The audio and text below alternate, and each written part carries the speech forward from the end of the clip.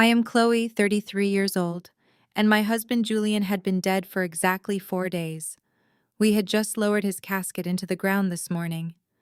But as I stood in the center of my own living room, my father-in-law looked me straight in the eye and declared this property reverts to blood family now. Your time here is over. I stood completely still as they ordered movers to pack my entire life into cardboard boxes. Then I looked him in the eye and told him he had forgotten one crucial detail. Before I continue this story, let me know where you are watching from in the comments below. Hit like and subscribe if you have ever had to defend everything you love against the people who were supposed to be your family. Funeral dirt was literally still on my black heels. The scent of lilies and damp earth clung to my heavy wool coat. I had not even taken off my mourning veil when the front door of our home swung violently open. It was not sympathetic neighbors bringing casseroles or friends offering a shoulder to cry on. It was Richard, my father-in-law, followed closely by a crew of men in matching moving company uniforms. They marched past the entryway console, tracking muddy footprints across the hardwood floors Julian and I spent months installing together. Richard did not offer a single word of comfort. He did not ask how I was holding up after burying my husband hours earlier. He simply tossed a thick leather binder onto my marble kitchen island. The heavy thud echoed through the silent house, shattering the fragile piece I had desperately needed. He pointed a commanding finger at the movers and instructed them to start with the master bedroom. "Pack the clothes, leave the furniture," he barked. He then turned to me, his tailored suit immaculate, his expression void of any genuine grief. "Blood family only, Chloe. That is how the family trust operates. Julian is gone, which means your free ride is terminated. You have exactly 1 hour to supervise what goes into those boxes before I change the locks and throw you out myself." Before I could even process the sheer cruelty of his words, Victoria, my mother-in-law, stepped out from behind his broad shoulders.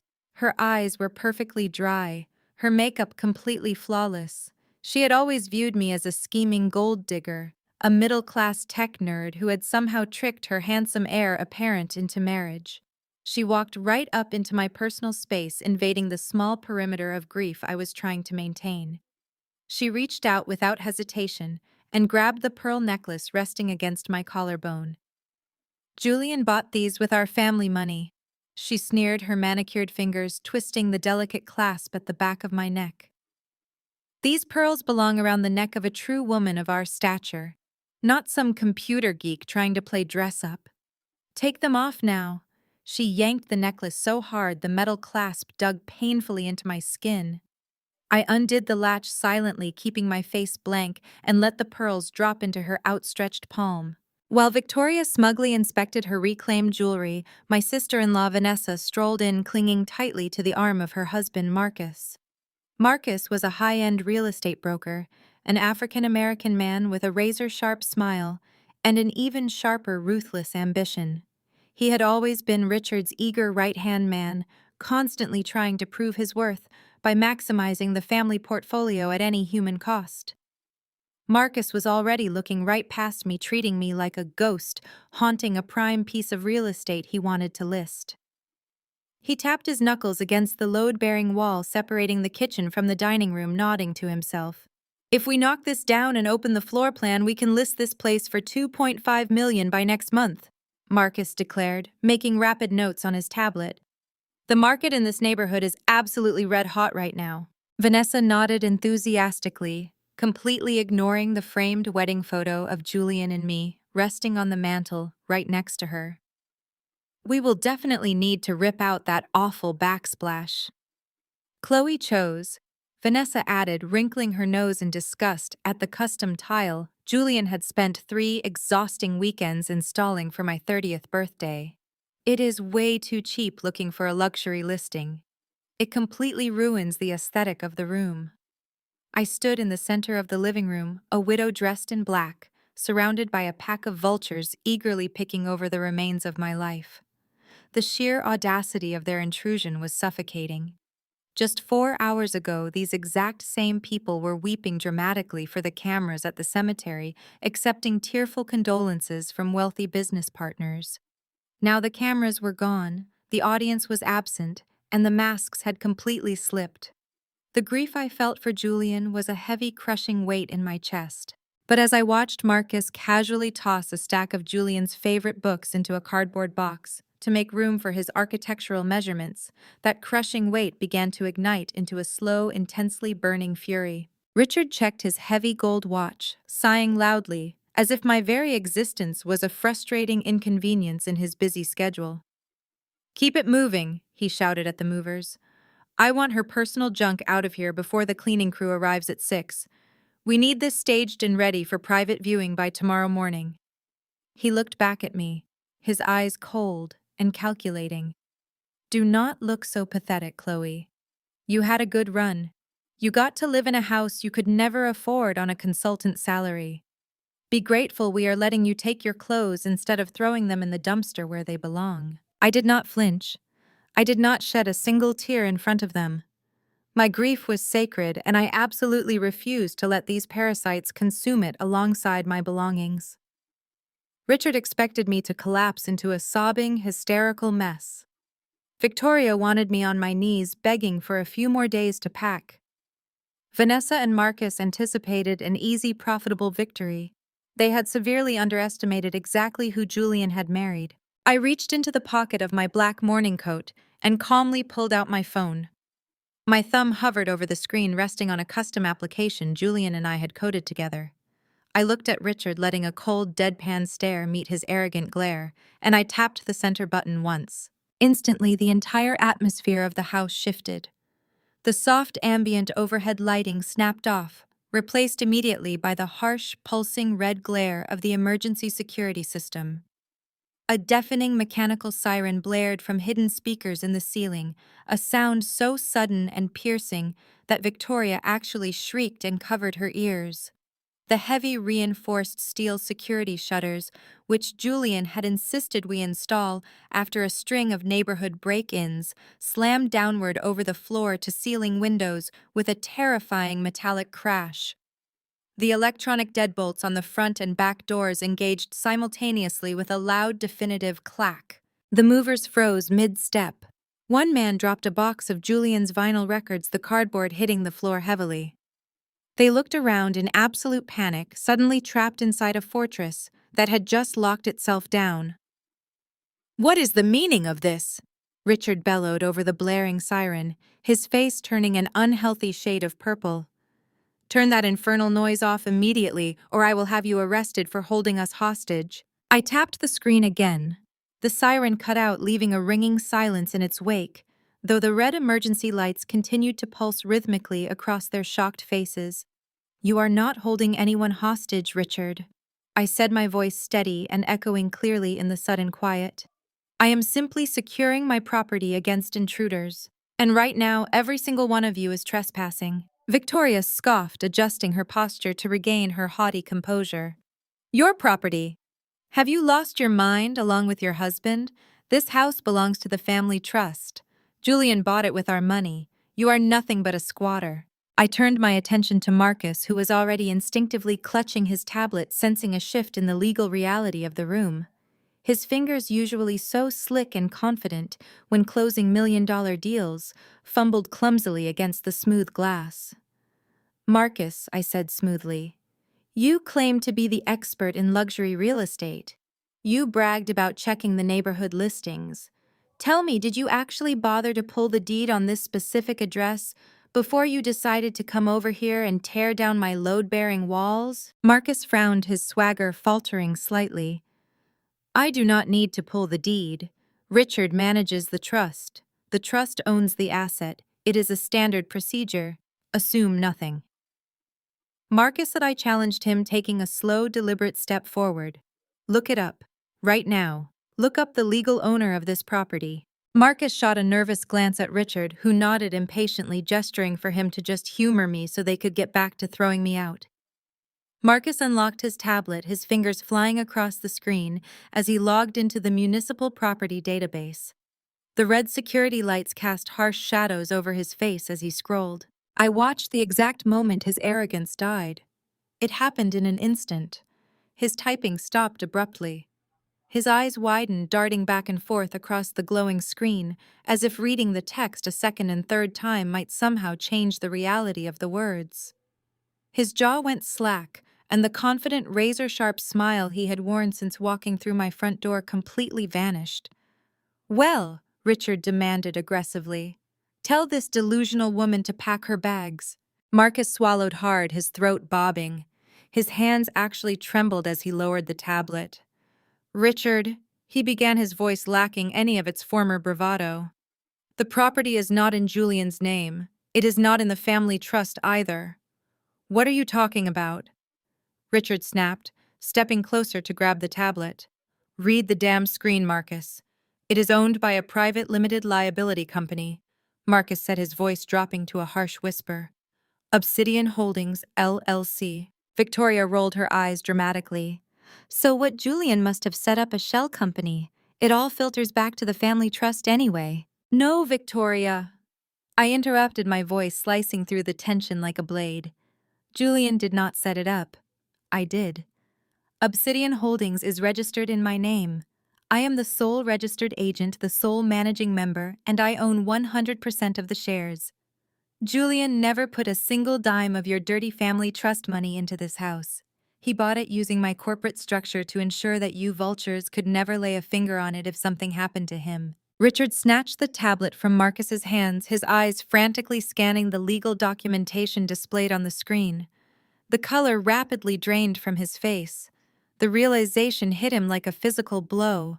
He had marched in here acting like a king reclaiming his castle, only to discover he was standing on enemy territory. "This is fraud!" Vanessa screamed, pointing a shaking finger at me. "You manipulated my brother. You tricked him into signing away his own home." "There was no trick, Vanessa," I replied calmly. "Julian knew exactly who his family was. He knew that the moment his heart stopped beating, you would all descend on me to pick my bones clean. He spent his last years making sure my sanctuary was legally impenetrable. Now I suggest you tell your hired muscle to put my husband's things back exactly where they found them." The head mover, realizing they were caught in the middle of a legal nightmare, quickly gestured to his crew. "Put the boxes down, guys. We are leaving."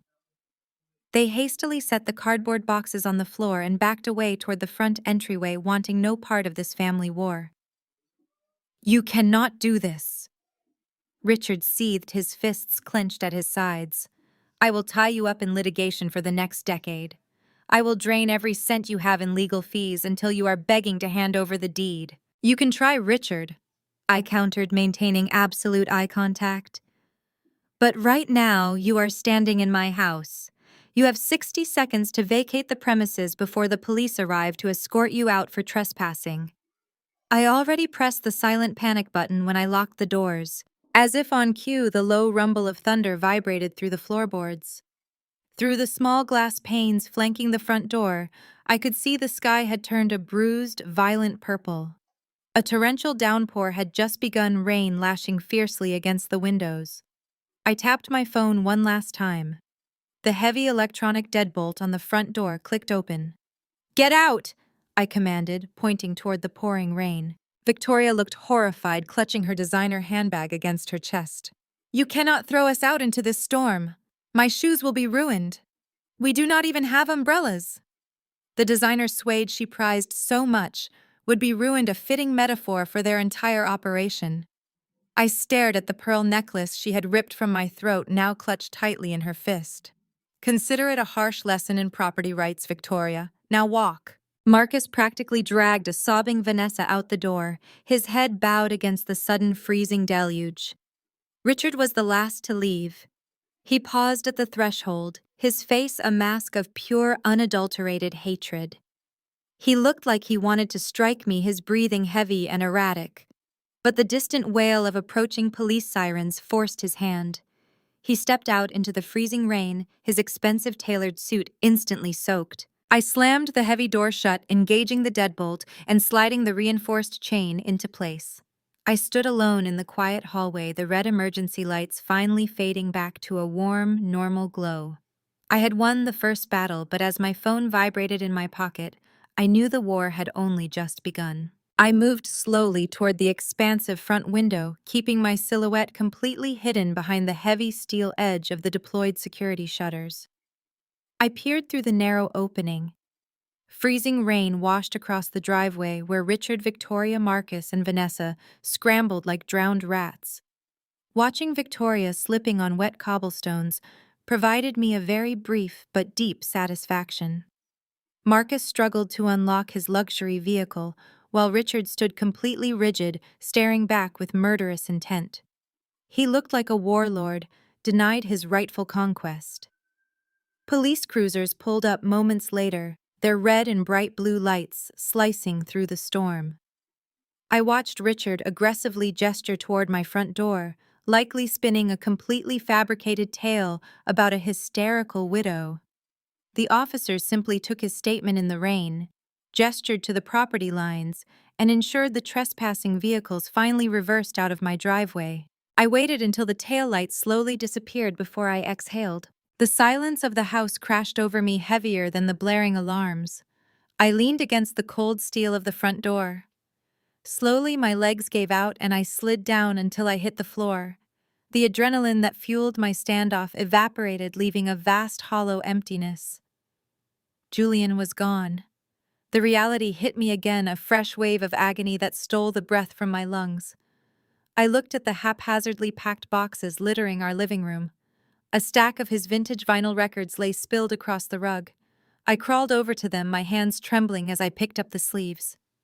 I traced the edges of the cardboard, remembering the way Julian would hum off key making Sunday morning coffee. He was the only warmth in a family built of ice. I closed my eyes and leaned my head against the nearest box, pulling his discarded jacket from the pile and burying my face in the fabric. It smelled of his cedarwood cologne and the espresso he drank every morning. A choked sob ripped through my throat. We built this sanctuary together. He knew his time was limited, hiding his worsening heart condition from his family so they would not swoop in like vultures. He loved me enough to turn his own death into a tactical defense plan. I pulled my knees to my chest, letting the tears fall freely for the first time since the hospital called me 4 days ago. I cried for the children we would never have and the unfairness of a heart stopping too soon. I allowed myself exactly 10 minutes of unbroken grief. Julian would not want me broken on the floor. He married a fighter, a woman who analyzed threats and neutralized them. I wiped my face with the back of my sleeve, forcing myself to stand up. The physical toll of the funeral and the lack of sleep made my head spin, but I pushed the weakness aside. I needed to reset the house, unpack the boxes Marcus carelessly filled, and review the legal documents Julian stored in the fireproof safe in his office. He spent weeks digitizing his private records to keep his father's greedy hands away from my future. Richard was a predator who thrived on control, and I just humiliated him in front of his son-in-law and spoiled daughter. I walked into the kitchen to pour myself a glass of water, my mind running through the checklist of assets and liabilities. The legal structure protected the house. The deed was airtight. But the rest of our lives, the shared accounts, the investments, the operational funds were still intertwined with the sprawling web of the family trust Julian tried to extract us from. As I lifted the glass to my lips, the phone in my coat pocket vibrated violently. It was a long, sustained buzz followed immediately by a rapid succession of sharp chimes. I set the water down and pulled the device out my screen, lighting up with a barrage of push notifications. They were all from our primary financial institution, the bank holding our joint checking savings and emergency funds. The first notification was a bold red alert. Transfer declined. Insufficient funds. My brow furrowed. I swiped the screen to open the banking application, but instead of my usual dashboard, a harsh error message greeted me. Account access restricted. Contact branch manager immediately. My heart rate spiked. I quickly opened my email application, watching as automated messages flooded my inbox in real time. Notice of account freeze. Notice of credit line suspension. Notice of trust action. I clicked the top email, my eyes scanning the terrifying corporate language.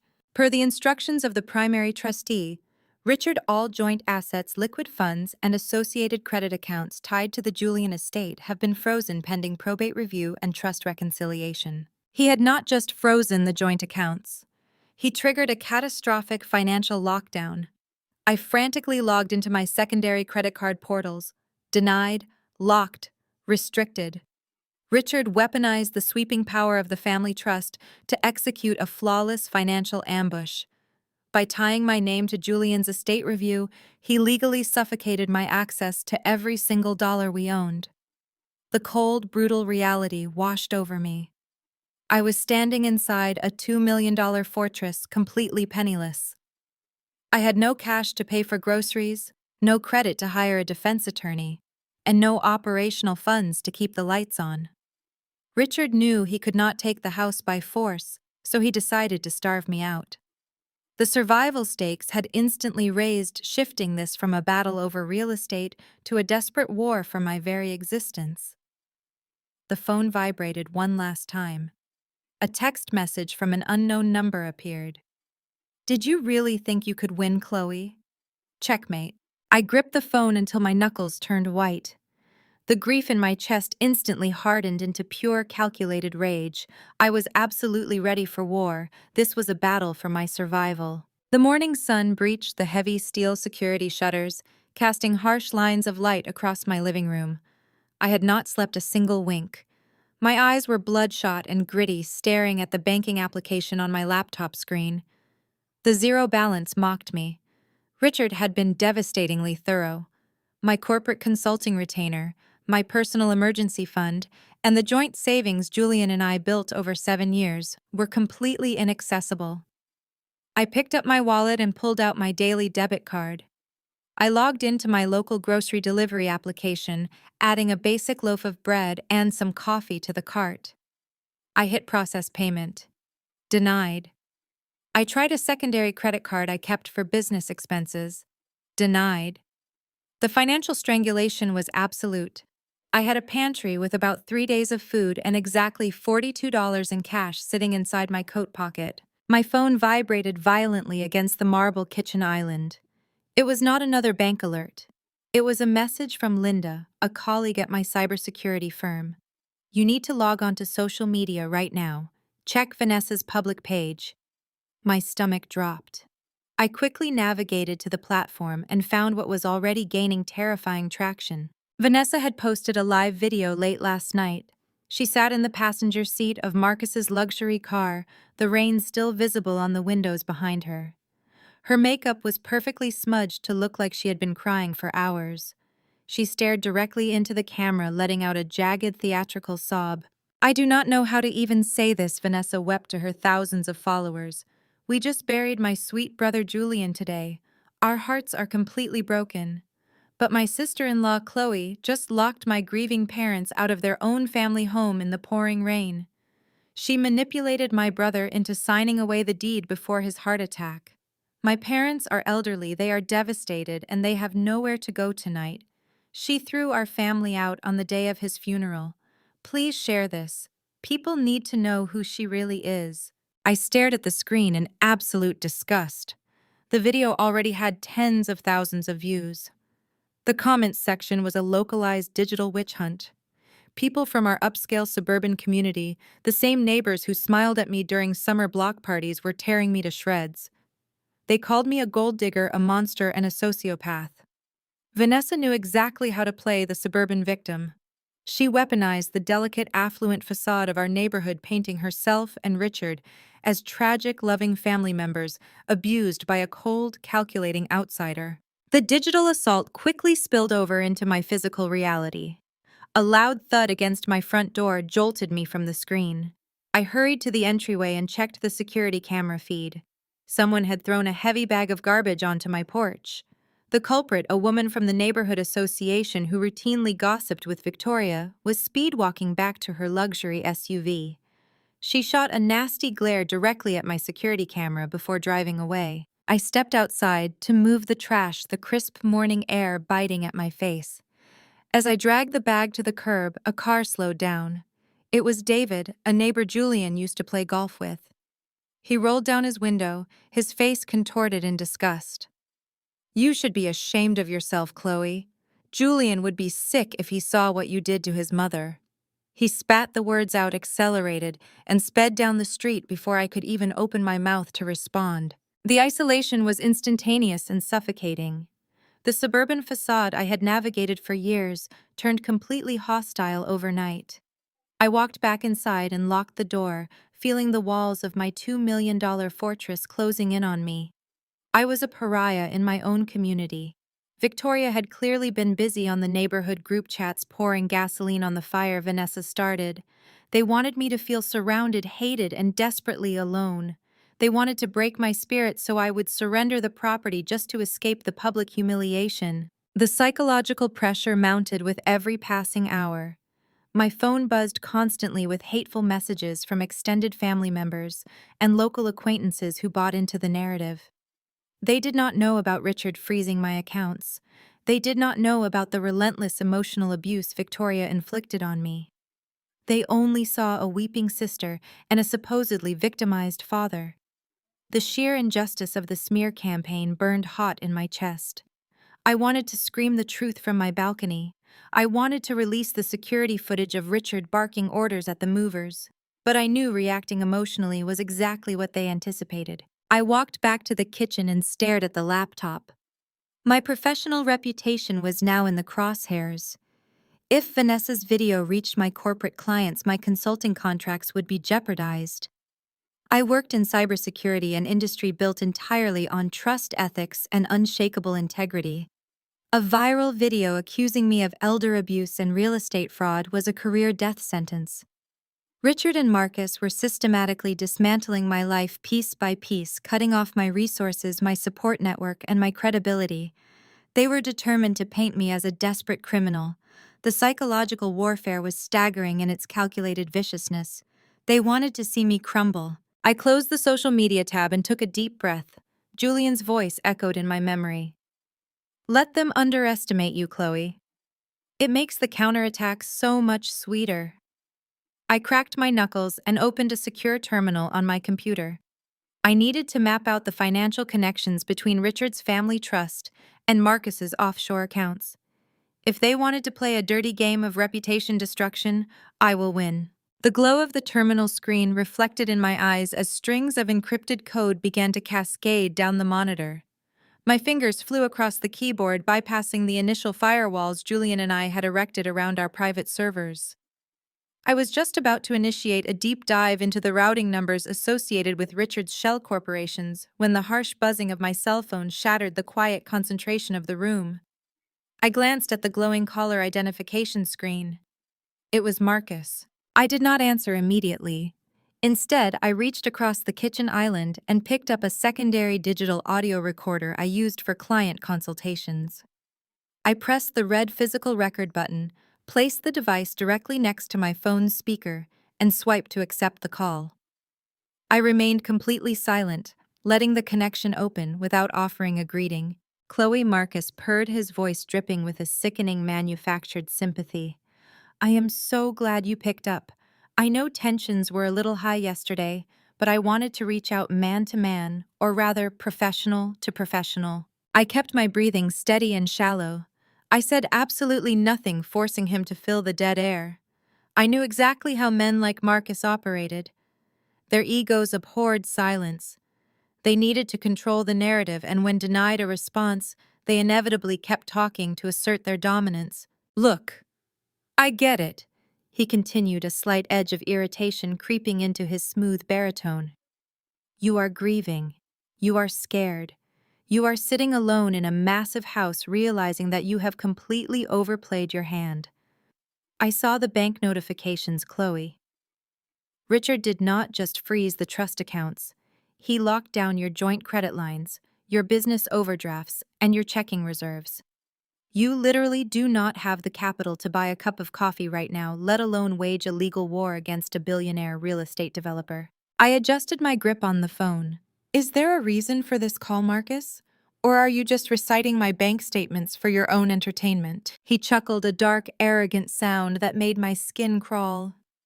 I am calling to throw you a lifeline, Chloe. You are drowning.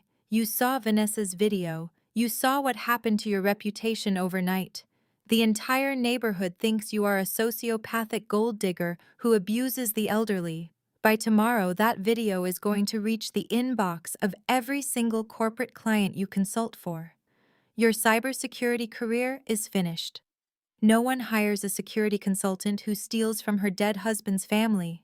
You are facing total financial and professional ruin. He paused, waiting for me to crack, waiting for a sob or a plea for mercy. I stared at the red recording light blinking steadily on the table. So, what is your solution, Marcus? I asked, my tone utterly devoid of emotion. I am a reasonable man, he said smoothly. I do not want to see Julian's widow living on the streets. I have spoken with Richard, and we are willing to offer you a way out of this nightmare. A clean break. We have drawn up a very generous settlement agreement. You sign the deed of Obsidian Holdings over to the family trust by 5 o'clock this evening, and I will personally wire $50,000 into a fresh, unencumbered account for you. Cash, untraceable, yours to keep. $50,000. I almost laughed out loud. The house was easily worth $2.5 million. The equity alone was staggering. He was offering me pennies on the dollar, masking an outright theft as a charitable rescue mission. $50,000 for a $2 million estate, I repeated slowly, ensuring the audio recorder picked up every single syllable of his extortion attempt. Think of it as relocation assistance, Marcus countered quickly. You need to understand your position, Chloe. If you refuse this offer, I will personally bury you in litigation. You know my lawyers. You know Richard's legal team. We will file injunctions, contest the LLC formation, and sue you for elder abuse and emotional distress. We will drag you through depositions for the next 10 years. You do not even have the money to hire a public defender right now. We will bleed you completely dry, and when the court costs finally bankrupt you, the state will seize the house anyway. Take the $50,000, pack your bags, leave town, and never look back. I leaned forward, resting my elbows on the marble island. You sound very confident, Marcus, but forging a narrative online is very different from proving it in a court of law. His arrogant laughter echoed through the phone speaker. Courts do not care about the truth, Chloe. They care about who has the most expensive attorneys and the most stamina. We have limitless resources. You have a target on your back and an empty wallet. Plus, let us be completely honest here. You do not belong in this family. You never did. You were a temporary charity case Julian picked up to rebel against his father. Now that he is out of the picture, the real adults are reclaiming their assets. The trust always wins. He was giving me pure gold. His overwhelming greed and towering hubris blinded him to the fact that he was confessing to organized financial intimidation. I needed him to dig his grave just a few inches deeper. And what happens if I go to the police? I asked, feigning a tremor in my voice. What if I tell them you are trying to extort me for the property? Go ahead, he mocked, his voice dripping with absolute contempt. Tell them the big bad real estate broker offered you 50 grand. The police work for the people who fund their precinct galas, Chloe. Richard plays golf with the chief of police. Do you really think anyone is going to listen to a hysterical broke widow over the most powerful real estate family in the city? You have absolutely no leverage. Take the money by 5 o'clock, or I promise you, I will make it my personal mission to ensure you lose everything, including your freedom. The threat hung heavy and toxic in the air between us. Marcus breathed heavily into the receiver, waiting for my surrender. He expected me to cry. He expected me to break down and ask where to sign the papers. I reached out and placed my finger firmly over the end call button. I will think about your generous offer, Marcus, I said, my voice dropping to a low, icy whisper. Have a wonderful afternoon. I disconnected the call before he could utter another word. I immediately stopped the digital audio recorder and saved the file to a secure, encrypted folder on my hard drive. I labeled the file Marcus Extortion Confession. The psychological warfare they were attempting was brutal, but it was also incredibly sloppy. Marcus had just handed me a pristine, unassailable piece of evidence showcasing their intent to use financial starvation and legal threats to illegally seize my assets. I stared at the glowing terminal on my computer screen, the encrypted data waiting for my command. The $50,000 insult was the exact motivation I needed. I cracked my neck, placed my hands back onto the keyboard, and prepared to burn his entire offshore financial empire to the ground. I lifted my hands from the keyboard, pushed my chair back from the kitchen island, and walked to the concealed floor safe beneath the pantry tile. Marcus and Richard mistakenly thought they stripped me of my resources when they froze my bank accounts. They misunderstood the currency of modern warfare. Money is temporary. Data is absolute. I knelt on the cold floor, entered the biometric code, and pulled out a heavy black external hard drive. It looked completely unassuming, just standard office equipment. In reality, it was the physical key to a military-grade encrypted server Julian and I meticulously built from scratch. I carried the drive back to my laptop and plugged it into the secure port. The screen went black, cutting off the standard operating system and booting directly into a sterile command line interface. The cursor blinked steadily, waiting for my input. I rested my fingers on the keys, feeling the phantom weight of Julian's hands covering mine. He was never oblivious to his family's true nature. While Victoria and Vanessa paraded their designer clothes, and Richard boasted about his real estate conquests, Julian saw the rotting foundation beneath their empire. The realization hit him 3 years ago during a routine audit of the family trust. Julian noticed massive, inexplicable discrepancies in the capital gains reports. Properties managed by Marcus were selling for 3 times their appraised value to anonymous overseas buyers, only to sit completely empty for years. Julian brought the ledgers to me one evening, dropping the files onto this very kitchen island. He looked devastated, his blue eyes clouded with a sickening realization. He asked me to use my cybersecurity credentials to run a quiet trace on the buyer identities.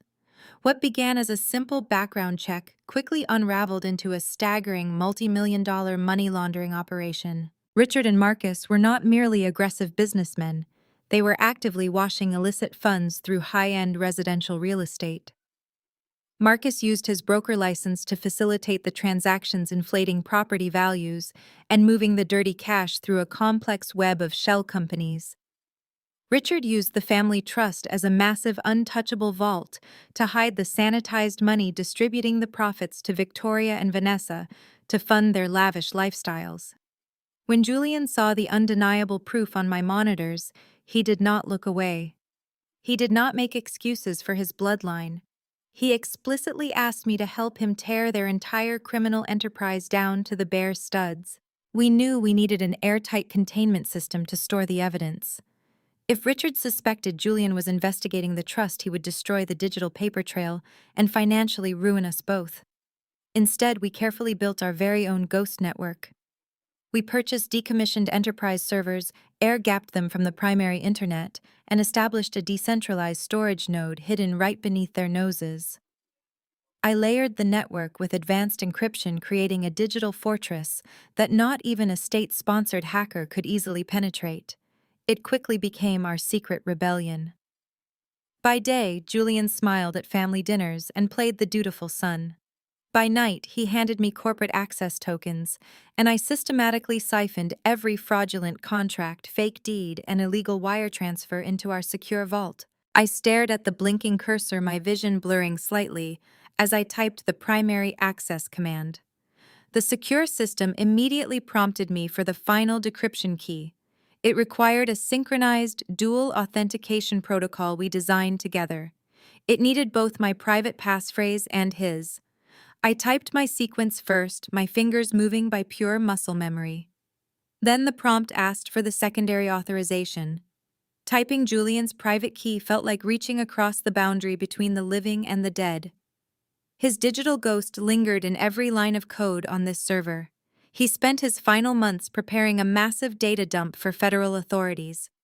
We were just weeks away from handing the flash drives over to the FBI when his heart unexpectedly failed. The timing of his death had always haunted me, but the profound grief kept me from looking too closely at the timeline. Now, with Marcus threatening to destroy my life for $50,000, the puzzle pieces were shifting into a new, terrifying alignment. Julian died before he could pull the trigger, and Richard instantly moved to claim our home and freeze our assets. They did not just want me out of the family, They desperately needed to secure Julian's estate before any federal auditors started asking difficult questions. I typed the final character of Julian's passphrase and hit the return key. The terminal paused for a fraction of a second, verifying the cryptographic handshake. A cascade of green text flooded the black screen. Access granted. Welcome to Project Obsidian. Countless rows of neatly organized, heavily encrypted digital folders populated the bright interface. I now had complete access to the darkest corners of Richard's financial history. Here were the forged appraisals Marcus used to inflate the properties. Over there were the tax evasion schemes Victoria signed off on to fund her private shopping sprees. Everything they had done in the dark was perfectly illuminated right in front of me. They thought freezing my checking account would force me into submission. They failed to realize that by cutting off my cash, they removed my last reason to hold back. I was no longer a grieving widow trying to maintain the peace. I was the architect of their destruction, sitting at the control panel of a fully loaded digital weapon. I opened the primary ledger directory, preparing to cross-reference the exact dates of Julian's death with the trust's internal movements. I needed to know exactly what Marcus was doing the night my husband died.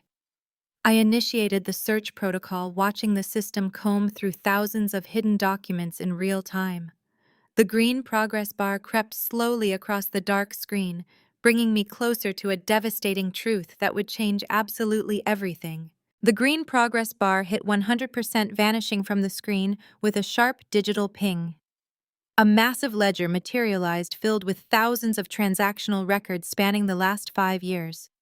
I immediately applied a strict chronological filter, narrowing the massive data pool down to a razor-thin window. I isolated the exact 48 hours surrounding Julian's death. The screen refreshed, leaving only a handful of encrypted banking logs. My eyes darted across the glowing rows of text. Most of it was standard corporate noise: automated payroll distributions, scheduled vendor payments, and routine software licensing fees. But then, buried deep within a nested folder disguised as routine maintenance costs, a glaring anomaly caught my attention. It was a standalone wire transfer protocol entirely disconnected from Julian's usual business operations. I clicked on the encrypted file, forcing the system to unpack the raw data. The details flooded my monitor, and the sheer scale of the transaction made my breath catch in my throat. It was an outbound wire transfer for $7.5 million. This was not trust money. This was the entire liquid capital of Julian's independent software firm, the very money he had been planning to use to fund our escape from his family's toxic orbit. I traced the routing numbers across the screen, following the digital breadcrumbs. The receiving account belonged to an entity called Apex Vanguard Holdings, registered to a post office box in the Cayman Islands. Richard and Marcus usually used domestic real estate fronts to wash their cash. Moving pure capital offshore required a level of desperation they rarely exhibited. I opened a secondary terminal window and ran a cross-referencing script. I needed to connect Apex Vanguard Holdings to a living, breathing person. I fed the script every IP address, email, alias, and burner phone number we had previously associated with Marcus's real estate laundering network. The system hummed, crunching the data.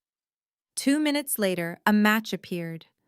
Apex Vanguard Holdings shared a unique digital signature with a shell corporation Marcus had used 3 years ago to purchase a luxury yacht. Marcus was the sole beneficiary of the offshore account. He had siphoned $7.5 million directly out of Julian's life's work, stealing his legacy in one massive unauthorized sweep. My hands felt icy as I moved the mouse to check the transactional timestamps. In cases of financial fraud, timing is the ultimate weapon. I needed to know exactly when Marcus initiated the theft. I hovered over the execution log and clicked.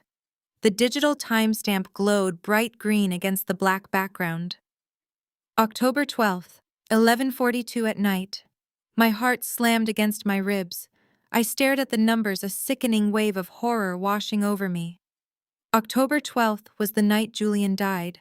The coroner had estimated his time of death to be around midnight, claiming a massive sudden cardiac event had claimed him while he was working late in his home office. I leaned closer to the screen, my mind racing to align the pieces of a terrifying new puzzle. Julian was a meticulous, brilliant software engineer. He never would have authorized a $7.5 million transfer to his corrupt brother-in-law. The transaction had to be forced or forged. I pulled up the network access logs from that night, searching for the device that initiated the wire transfer. Julian always used a heavily encrypted desktop tower for his financial work, but the access log showed the transfer was initiated from an external mobile device that had briefly connected to our home network. I ran the MAC address of the intruding device through my database. It was a perfect match for Marcus's personal smartphone. The air in the kitchen suddenly felt too thin to breathe. Marcus was not at a late-night dinner meeting across town like he had sworn to the police. He was right here. He was inside my house.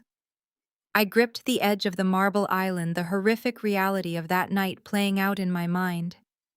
Julian had likely confronted Marcus with the evidence we had gathered. He probably threatened to take it all to the FBI the very next morning. Marcus panicked. He realized the entire family empire was about to burn to the ground, taking his own freedom and luxury lifestyle with it. He needed Julian silenced, and he needed Julian's capital to fund his own escape if things went wrong. Julian did not die of a sudden natural heart attack. He was murdered. The realization hit me with the force of a freight train.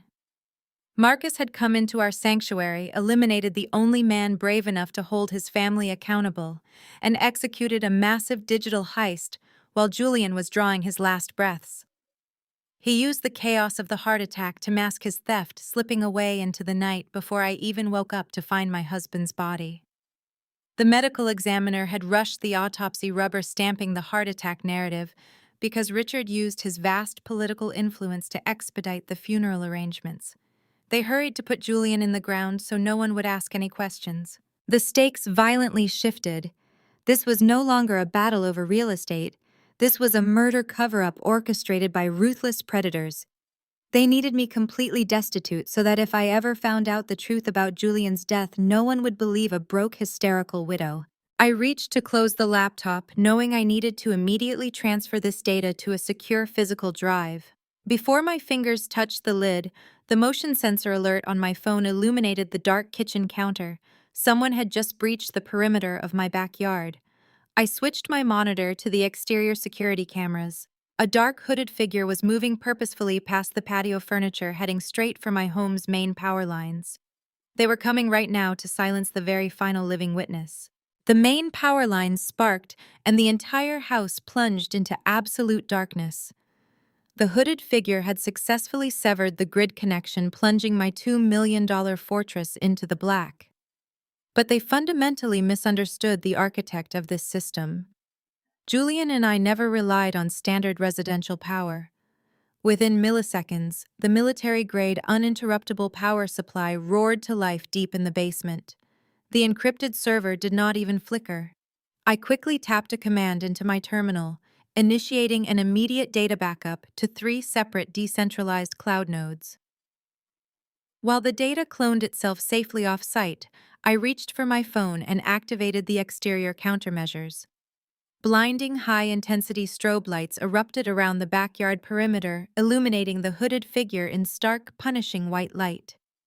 The intruder froze, shielding his face. It was not Marcus. The build was too broad, the posture too crude. It was a hired thug, sent to do the dirty work. I hit the panic button, sending a direct distress signal to the local police precinct. The screech of the house siren ripped through the storm again. Realizing the element of surprise was completely gone, the thug turned and sprinted back into the tree line, disappearing into the torrential rain.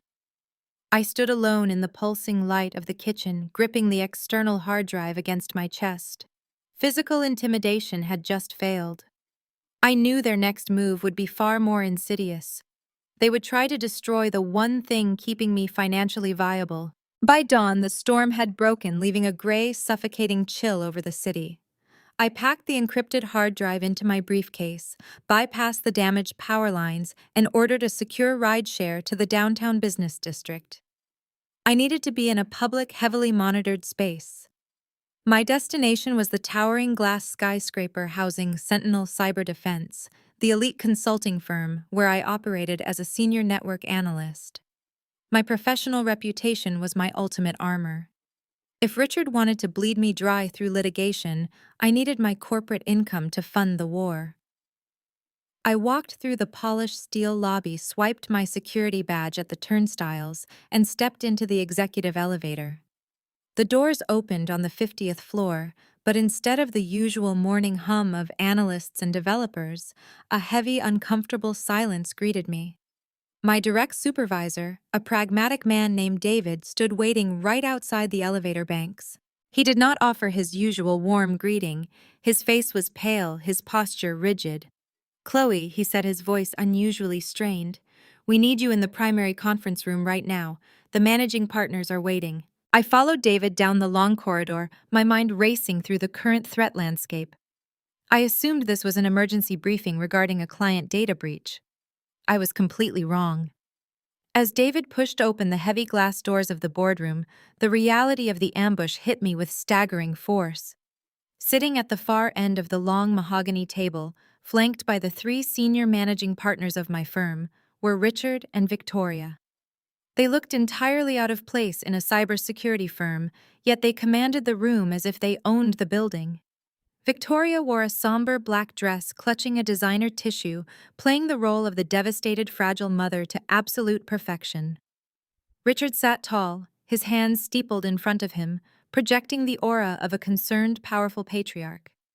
"Take a seat," Chloe, the senior partner, instructed, gesturing to a lone chair positioned directly across from my in-laws. "This is an extremely difficult conversation, but Richard and Victoria have brought grave concerns to our attention regarding your professional integrity." I remained standing, gripping the handle of my briefcase. "I am a senior consultant at this firm," I stated evenly, looking directly at the senior partner. "Why are my hostile relatives sitting in a secure corporate environment discussing my personal integrity?" Richard sighed heavily, playing his part beautifully. "We did not want to do this, Chloe. We wanted to handle your betrayal quietly within the family, but your refusal to seek psychiatric help has left us no choice. We have a moral obligation to warn your employers before you compromise their entire operation." Victoria sniffled dramatically, dabbing her perfectly dry eyes with her tissue. "Julian loved you so much," she whispered, her voice trembling with manufactured grief. "And you repaid him by bleeding his accounts dry while he was suffering." She slid a pristine leather folder across the polished mahogany table. The senior partner opened it, his expression grim. Inside the folder were dozens of masterfully forged documents. I could see the high-quality printouts from where I stood. There were bank statements showing massive sums of money being funneled from Julian's business accounts into offshore shell companies under my name. They had taken Marcus's exact crime and meticulously projected it onto me.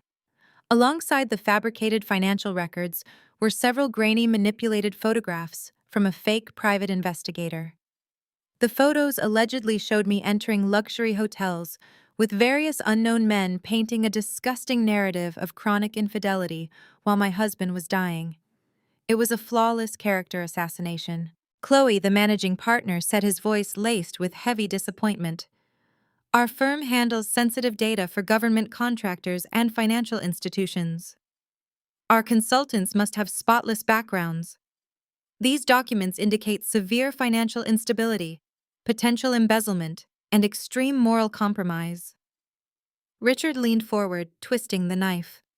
"As you know, my real estate development company brings in millions of dollars in consulting contracts for Sentinel cyber defense every single year. We simply cannot entrust our data infrastructure to a firm that employs a criminal." The threat was not even slightly veiled. Richard was using his lucrative corporate accounts to force their hand. He was weaponizing his wealth to sever my only remaining lifeline. I stared at Richard, understanding his strategy completely. If I lost this job, I would possess nothing to fight him. Before I could even begin to dismantle the forged documents piece by piece, the heavy glass doors of the boardroom swung open again. Marcus strolled in, looking every inch the elite real estate broker in a pristine charcoal suit.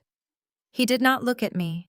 He walked directly to the senior managing partner, leaning down to slide a thick leather-bound contract onto the table right next to Victoria's fabricated evidence. It was the annual renewal agreement for the firm's most lucrative cybersecurity contract, the one covering Richard's entire commercial property portfolio. Marcus tapped his expensive fountain pen against the glossy cover, making sure every partner in the room understood the sheer financial weight of his gesture. My firm protects billions of dollars in luxury real estate assets, Marcus said, his smooth baritone carrying a lethal undertone. Richard and I highly value the relationship we have built with Sentinel Cyber Defense over the years. We genuinely want to sign this renewal today. However, we simply cannot execute a contract of this immense magnitude, knowing that a person of such compromised moral character has unrestricted access to our sensitive network architecture. We need absolute assurance that our proprietary data is entirely safe from someone who clearly has no problem embezzling from her own dying husband. He let the pen drop onto the table, the sharp click echoing in the tense, suffocating silence of the room. The ultimatum was brilliantly executed. It was not just a threat to pull their business. It was a calculated multi-million-dollar bribe delivered right in front of my face. The senior managing partner did not even look at me when he made the decision. His eyes remained firmly fixed on the lucrative renewal contract Marcus had so skillfully weaponized. Chloe, the partner, said, his tone entirely stripped of the professional respect I had earned through years of flawless service. Given the extreme severity of these allegations and the undeniable conflict of interest they present, we have no other choice. Effective immediately, you are placed on indefinite, unpaid administrative leave pending a full internal investigation into these claims. We need your corporate identification badge, your company laptop, and all physical access keys right now. Furthermore, you are strictly restricted from contacting any clients or colleagues until this entire matter is formally resolved by our legal department. I stood in the center of the room, completely stripped of my professional armor. I looked at the men who had praised my brilliant analytical skills just a week ago, watching them cower before Richard's wealth. I unclipped my security badge from my lapel and placed it gently on the mahogany table alongside my corporate phone. I did not scream, and I certainly did not beg. I knew pleading with men who had already chosen money over basic integrity was a complete waste of breath.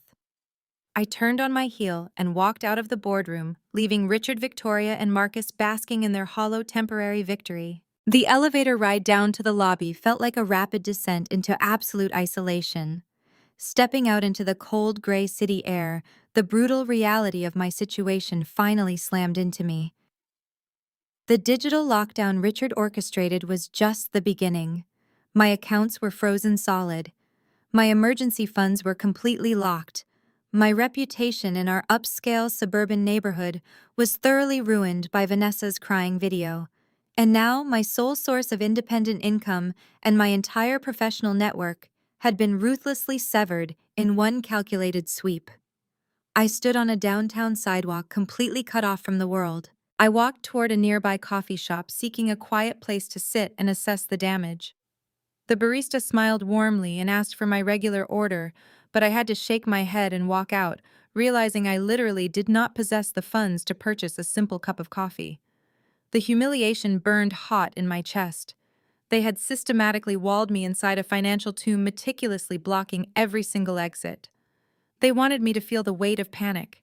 They wanted me to crawl back to the house, pack my bags, and sign over the deed to Marcus just to get that $50,000 settlement to survive. I found a bench in a small public park and sat down, clutching my briefcase tightly against my chest. Inside that leather bag was the encrypted hard drive containing the digital proof of Marcus's offshore theft and Julian's murder. But having evidence and having the power to use it were two entirely different things. Without access to my professional network, I could not safely transmit the data to the federal authorities without Marcus intercepting the signal or Richard using his political connections to bury the investigation. I was completely boxed in. My phone vibrated in my pocket. It was a personal device untethered from the corporate network, but the message that appeared on the screen made my blood run cold. It was from David, my former supervisor. The text read, "Chloe, I am so sorry. Marcus just demanded we wipe your personal servers as part of the security protocol. They are bringing an outside tech team this afternoon to scrub everything you touched. Please do not ever contact me again. I stared at the screen, my heart pounding a frantic rhythm against my ribs. They were not just isolating me. They were actively erasing my digital footprint, destroying any secondary access I had to the corporate servers I might use to launch a counterattack. The sheer speed and ruthlessness of their coordinated assault left me breathless. I was entirely alone, stripped of my resources, my allies, and my voice. The deepening isolation was profound, but as I sat on that cold park bench, staring at the imposing glass skyscrapers of the financial district, I realized they had made one massive fatal miscalculation. By taking absolutely everything away from me, they had left me with absolutely nothing left to lose. By taking absolutely everything away from me, they had left me with absolutely nothing left to lose. I remained on that cold park bench for another hour, watching the financial district buzz with oblivious energy around me. My mind shifted from defensive survival to offensive strategy. Digital evidence of Marcus stealing $7.5 million and laundering it offshore was incredibly powerful, but in the hands of high-priced defense attorneys, digital footprints could be disputed. They could claim Julian authorized it. They could claim a corporate hack. I needed something far more visceral and undeniable. I needed a physical confession captured on video, proving their malicious intent and their direct involvement in the fraud. To get that, I had to lure them back into my fortress. I needed to feed their towering egos the exact delicacy they craved most, my absolute surrender. I pulled out my personal phone and opened my text messages. I selected Vanessa's contact file. She was the weakest link in their psychological armor, entirely driven by vanity, petty jealousy, and a desperate need to feel superior. I took a deep breath, forcing my hands to tremble slightly to help summon the right emotional state, and began typing. I abandoned my usual precise grammar and punctuation. I crafted the message of a broken, hysterical woman who had finally hit her breaking point. Vanessa, please, I typed. I cannot do this anymore. You win. Richard won. I lost my job today and my accounts are totally blocked. I have no money for food. I cannot fight you guys. I am so tired and I just want to leave and mourn Julian in peace. Tell Marcus I will take his $50,000 settlement offer. I will sign the deed over to the family trust today. Just please bring the cash and the paperwork to the house. I surrender. I hit send and stared at the screen. The trap was set. Now I just had to wait for the rats to take the bait. I knew exactly how this text would be received. Vanessa would likely scream with delight. She would show it to Marcus, validating his arrogant belief that his corporate ambush had flawlessly crushed my spirit. They would not suspect a trap because their narcissism blinded them to the possibility that a middle-class tech worker could outmaneuver them. It took exactly 8 minutes for the response to arrive.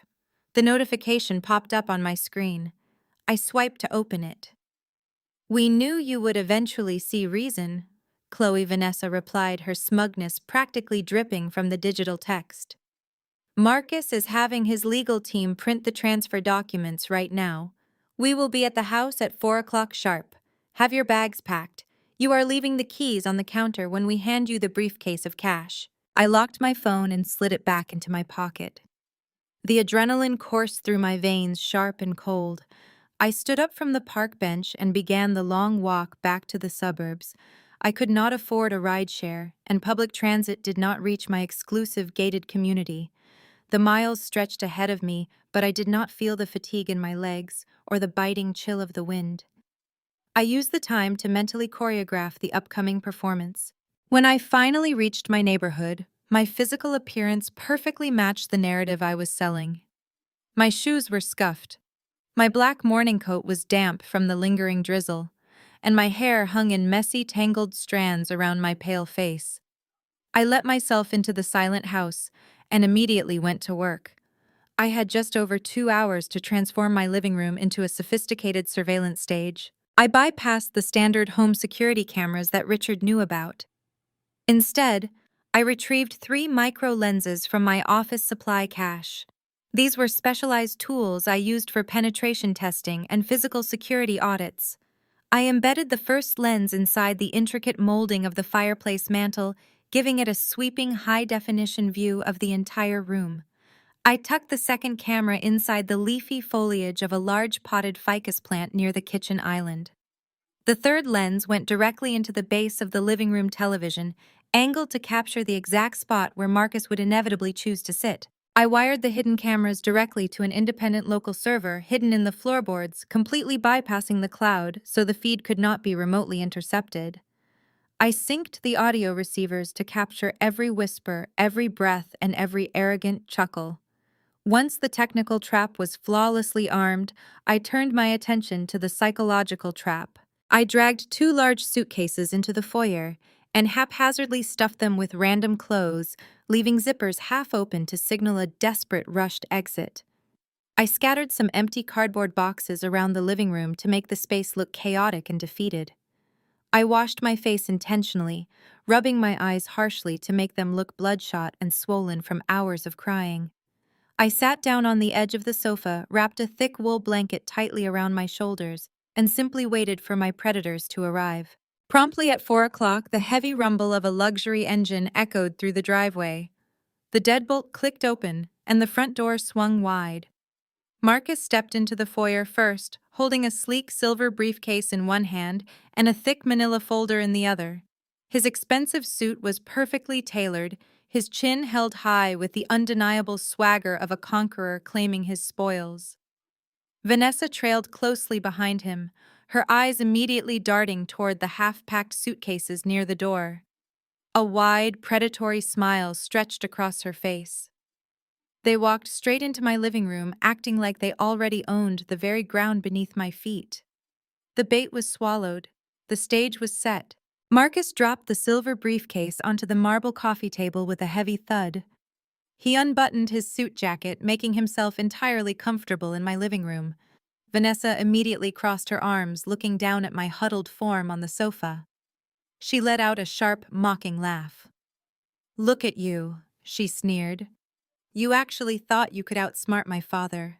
You really believed you could steal my brother's house and just live here like some suburban queen. You look absolutely pathetic." I kept my eyes fixed on the floor, pulling the wool blanket tighter around my shoulders. I let my voice waver perfectly. "I just want it to be over," I whispered, staring at the silver briefcase. "I want the money, and I want to leave. I cannot fight you and Richard anymore. You took my job. You took my accounts. Just give me the settlement so I can go." Marcus smiled, a chilling expression of pure predatory satisfaction. He sat down on the leather armchair directly across from me, right in the primary focal path of the hidden camera embedded in the television base. "That is the smartest thing you have said since Julian died," Marcus stated. He opened the manila folder and pulled out a thick stack of legal documents. He tossed a heavy gold pen on top of the pages. "Sign right there at the bottom, Chloe. The deed transfers Obsidian Holdings and all associated assets back to the family trust. Once the ink is dry, Vanessa will hand you the briefcase. $50,000 in unmarked bills. You walk out that front door and you never contact anyone in this family ever again." I reached out with a trembling hand, letting my fingers brush against the edge of the contract before pulling back. I looked up at Marcus, forcing tears to pool in my eyes. "I do not understand why you hate me so much," I said, playing the broken widow to absolute perfection. "Julian built this company to protect me. He knew what you were doing with the real estate fronts. He knew about the money laundering Marcus. He told me everything. Why did you have to take his house, too?" Marcus leaned back in the armchair, crossing his legs. His ego was inflating rapidly, fueled by my total submission.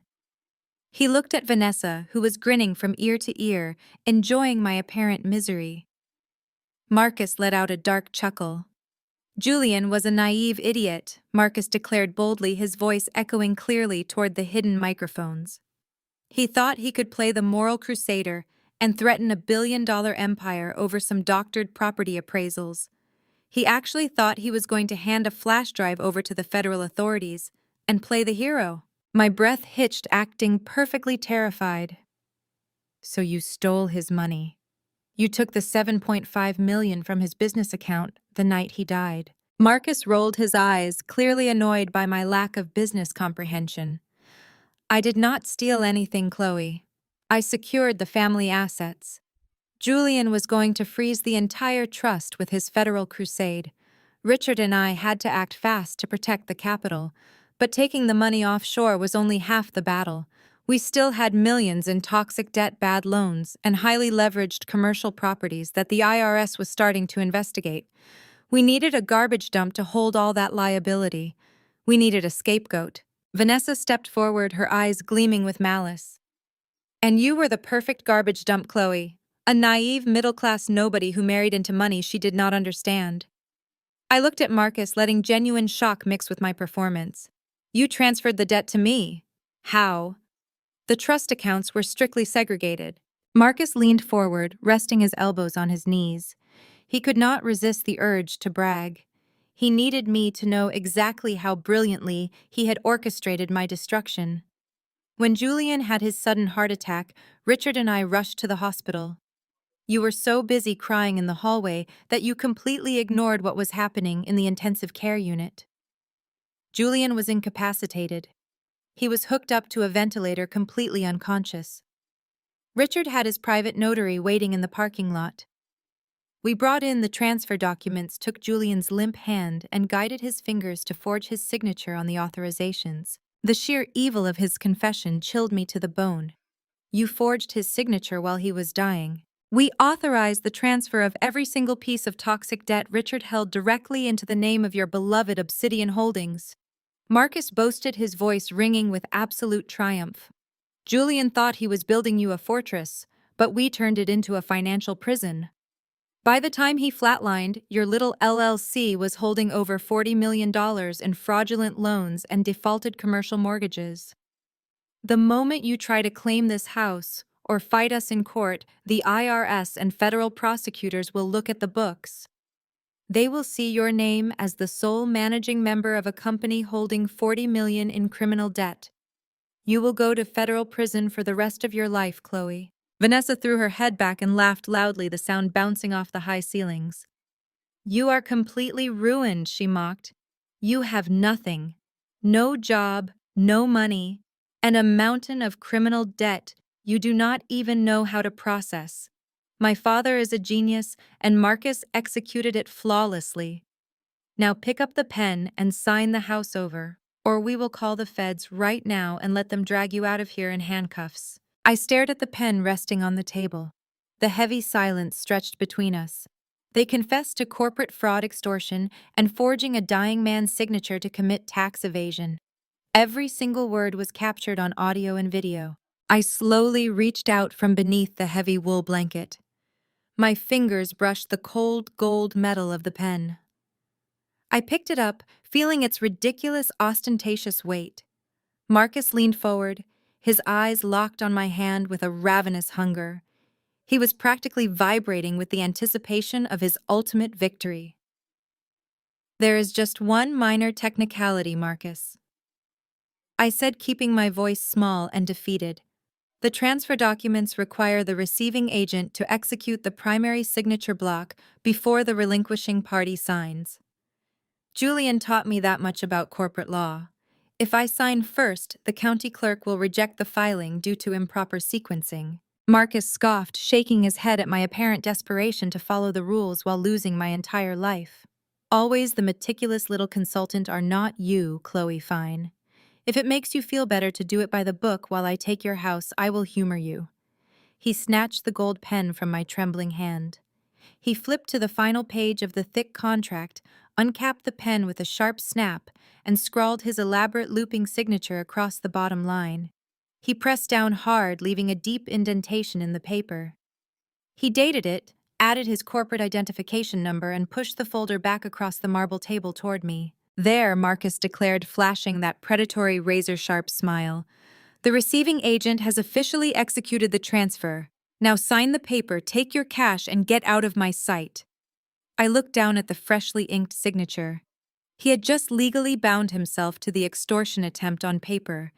He had officially claimed responsibility for receiving the assets he had just confessed to manipulating with forged signatures and criminal debt. I carefully set the gold pen down on the table. It made a soft clink against the marble. I let the heavy wool blanket slip from my shoulders, revealing the small, sleek laptop resting on my lap. I had kept it completely concealed the entire time. "What are you doing?" Vanessa snapped her arms, crossing tightly over her chest. "Sign the damn paper." I did not answer her. I placed my hands on the keyboard and looked directly into Marcus's eyes. The facade of the broken, terrified widow evaporated instantly from my posture. My spine straightened. My gaze hardened into absolute ice. "I am not signing anything, Marcus," I said, my voice ringing with a cold, terrifying authority. Before he could even register the shift in my tone, I pressed the enter key with a definitive strike. The massive 85-inch flat-screen television mounted on the living room wall instantly flared to life. The sudden burst of bright blue and white light illuminated the dark room, casting harsh shadows across their confused faces. Marcus flinched, turning his head to look at the screen. Vanessa let out a startled gasp. Displayed in pristine, high-definition clarity on the massive screen was the complete digital ledger of Apex Vanguard Holdings. The exact routing numbers, the Cayman Islands registry, and the staggering $7.5 million wire transfer glowed brightly for all to see. Right next to it was a side-by-side comparison of Julian's authentic signature and the clumsy forgery Marcus and Richard had used to dump $40 million of toxic commercial debt into my company's name. Marcus shot up from the leather armchair as if he had been physically burned. His face drained of all color, transforming into a sickly, chalky white. "Where did you get that?" he demanded, his voice completely stripped of its former arrogance. "Shut that screen off right now." "You really thought Julian was a naive idiot?" I said, standing up to face him. "You thought he died before he could secure the evidence. But Julian and I built a ghost server right under your nose. I have every single fraudulent contract, every fake deed, and every illegal wire transfer you and Richard ever executed. I know you stole his capital the exact night he died. And now I have your full verbal confession to forging his signature while he was on a ventilator." "You recorded us!" Vanessa shrieked, her eyes darting wildly around the living room searching for hidden cameras.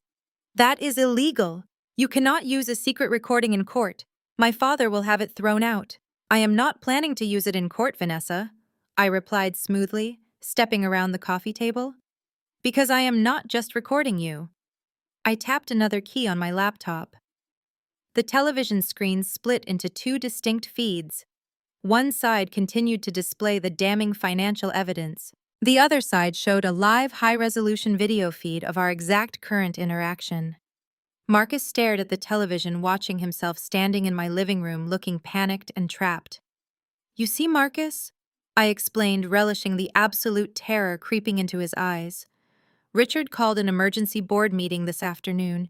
He needed to reassure the investors and stakeholders after the sudden suspension of my cybersecurity contract. He gathered the entire executive board, the legal compliance officers, and several key federal regulators in his primary downtown conference room." Marcus staggered backward, his knees hitting the edge of the armchair. He suddenly understood exactly what was happening. "I used my access to the corporate network before your tech team could scrub my personal servers." I continued, delivering the final crushing blow. "I bypassed Richard's firewalls and hijacked the digital display in his boardroom. For the last 15 minutes, the entire executive board of your company, along with federal compliance officers, have been watching and listening to a live encrypted broadcast of this exact conversation." Vanessa screamed, a shrill, piercing sound of pure panic. "Turn it off right now. They heard you confess to money laundering, elder abuse, and forging Julian's signature. And they just watched you sign a predatory contract attempting to commit extortion right here in my home." Richard reached inside his tailored suit jacket and withdrew a folded piece of heavy parchment paper. He placed it onto the center of the mahogany table with a sharp, definitive slap. The sound echoed like a gunshot in the quiet conference room. He pushed the document across the polished surface toward Harrison. This is the only document that matters now." Richard declared, his voice thick with absolute triumph. Julian wrote this by his own hand during his final hours in the hospital. He recognized the grave error of his ways and took immediate action to protect our legacy from foreign interference. Victoria leaned forward, her eyes gleaming with a toxic, predatory joy. "My poor boy was in so much pain," she murmured, her voice dripping with artificial sympathy. "But he was incredibly lucid. He begged us to bring him a pen. He said he could not bear the thought of his entire legacy falling into the hands of someone who never truly loved him. He wanted to ensure that his blood family retained complete control over the empire we built together." I stared at the piece of paper resting in front of the probate attorney. The sheer audacity of their lie was breathtaking. They were doubling down on the very crime they had confessed to in my living room just days prior. They had convinced themselves that their wealth and status made them entirely immune to consequences. Marcus crossed his arms over his chest, shooting me a look of pure, unadulterated arrogance. He genuinely believed his clumsy forgery was going to hold up in a room full of legal experts. Harrison adjusted his reading glasses and picked up the document. He examined the handwriting carefully, his expression remaining entirely neutral. "This is a holographic will," Harrison stated, his voice professional and detached. "In this jurisdiction, a handwritten will can be considered legally binding if it meets specific statutory requirements and is entirely in the handwriting of the testator." "It is—" Richard interrupted immediately, his tone aggressive and impatient. I watched him write it myself. Victoria and Marcus were standing right there in the hospital room. We are all direct witnesses to his final dying declaration. "Now read the terms, Harrison. Let the widow hear exactly what my son thought of her in the end." Harrison cleared his throat and began to read aloud. The words were a masterclass in financial cruelty, drafted by men who viewed human relationships purely as transactional liabilities. According to the fabricated document, Julian supposedly revoked all previous wills and trusts. He surrendered 100% of the shares in his independent software company directly to Richard. He relinquished all claims to any shared real estate, routing the assets back into the primary family trust managed by Marcus. And as for his wife, Chloe Harrison, continued, his eyes scanning the final paragraph. "She is to be stripped of any executive authority within the corporate structure. In recognition of her temporary time within the family, she is granted a monthly stipend of $2,000 contingent upon her immediate relocation out of the state and the signing of a comprehensive non-disclosure agreement. Should she contest this document or speak publicly about the family, the stipend will be permanently revoked. $2,000 a month." It was an absolute insult, a pathetic crumb tossed onto the floor for me to beg for. They wanted to humiliate me, to crush my spirit so completely that I would crawl away in shame. Vanessa let out a soft, mocking laugh. She leaned back in her chair, twirling a lock of hair around her finger. "I guess you will need to find a new career, Chloe. Maybe you can find a nice entry-level tech support job in another city. It is really for the best. You never belonged in our world anyway." Victoria smiled, a cold reptilian curving of her lips. "We are actually being incredibly generous considering the circumstances. Most families would throw a cheating, embezzling gold digger out onto the street with absolutely nothing. You should be down on your knees thanking Richard for his mercy. Take the stipend, Chloe. Go back to whatever mediocre middle-class life you crawled out of." I sat perfectly still, absorbing their venom without a single flinch. They were entirely drunk on their own perceived power.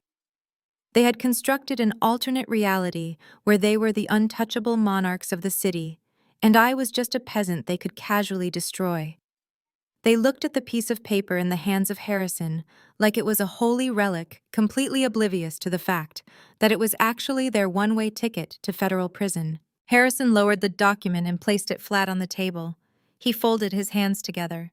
"If there are no immediate legal challenges to the authenticity of this holographic will, the court will likely accept it for probate. Richard, as the primary beneficiary and named executor in this document, you will be granted immediate administrative control over the estate of Julian. We can begin the asset transfer protocols this afternoon." Richard let out a heavy sigh of profound satisfaction. He unbuttoned his suit jacket, leaning back like a king surveying his conquered lands. Excellent. Have the security team at the software company invalidate her access badges immediately. I want her locked out of the corporate servers before she even leaves this building. And contact the moving company, tell them to resume emptying the house. The false victory was complete. They had played their winning hand, putting all their chips on a fabricated piece of paper. They felt absolutely invincible. The entire room hung in a state of suspended animation, waiting for me to break down to cry or to beg for a larger settlement. Marcus finally broke the silence, his voice dripping with condescension. Well, Chloe, do you have anything you want to say before we conclude this meeting? I smiled and slowly nodded my head. Yes. Yes, I said, keeping my voice incredibly calm. I stood up from my chair at the far end of the long mahogany table. I did not look at the forged paper resting in front of Harrison. I did not spare a glance for Richard or his smug posture. Instead, I reached down into the black briefcase sitting at my feet. My fingers closed around the cold metal casing of an encrypted USB drive. I pulled it out and walked with measured, deliberate steps toward the primary audiovisual console integrated into the conference room wall. What do you think you are doing? Richard demanded, his arrogant smile faltering for a fraction of a second. This is a formal legal proceeding. Sit down and accept your settlement before I decide to revoke the stipend completely. I ignored him. I plugged the drive into the master port. The system tried to block the unrecognized device, but I typed a rapid sequence of override commands into the console keypad. The massive screen mounted on the wall behind Harrison dropped down with a quiet mechanical hum. The high-definition projector flared to life, casting a stark rectangle of light across the darkened room. Shut that off, Marcus barked, half rising from his chair. Harrison, tell her to shut it down. I stepped back from the console holding a remote control. I am simply providing the court with the most recent verified declaration of my husband's final wishes, I stated, turning to look directly at the probate attorney. Since Richard is so eager to honor Julian's dying thoughts, I thought we should hear them straight from the source. Victoria scoffed loudly, waving her hand in dismissal. A digital file means nothing. Whatever you forced him to record is entirely inadmissible. Harrison raised his hand, signaling for absolute silence. As an officer of the court, I am obligated to review any evidentiary material presented during a probate dispute, Harrison said, his voice carrying heavy legal weight. If this video pertains to the deceased's state of mind or his testamentary intent, it must be entered into the record. Proceed, Chloe. I pressed the play button. Play. The screen flickered and then Julian appeared. The collective intake of breath from my in-laws was audible. Seeing him there, so vibrant and alive, hit the room like a physical shockwave. He was sitting in his private home office. Julian looked exhausted, dark circles framing his piercing blue eyes, but his gaze was sharp-focused and utterly lucid. In the bottom right corner of the video, a stark, cryptographic timestamp glowed bright green. It read, October 10th, exactly 48 hours before his heart stopped beating. My name is Julian, he began, his voice echoing through the state-of-the-art speakers. He looked straight into the camera lens. I am recording this statement of my own free will, under no duress, and with complete mental clarity. I am doing this because I know exactly who my family is, and I know exactly what they will do the moment I am no longer here to protect my wife. Vanessa gasped, her hands flying to her mouth. Victoria turned a sickening shade of gray. Richard gripped the armrests of his leather chair so tightly that his knuckles turned stark white. Turn it off, Richard commanded, his voice shaking. He is delirious. Turn it off now. Harrison did not move a single muscle. He watched the screen with intense clinical focus. I have recently uncovered a massive systematic money laundering operation orchestrated by my father, Richard, and my brother-in-law, Marcus. Julian's digital voice continued, filling the room with an undeniable truth. They have been using commercial real estate fronts and offshore shell companies to wash illicit funds. I have spent the last 6 months working alongside my wife Chloe to secretly compile a database of undeniable digital evidence proving their criminal activities. Marcus dropped back into his chair as if he had been shot. The arrogant sneer was completely wiped from his face. Because I am preparing to hand this evidence over to federal authorities. I have reason to believe my life is in imminent danger. Julian stated, his tone completely matter of fact. My father and Marcus are ruthless predators. They will stop at nothing to protect their empire. If I die suddenly under any circumstances, it is not a natural tragedy. It is a murder.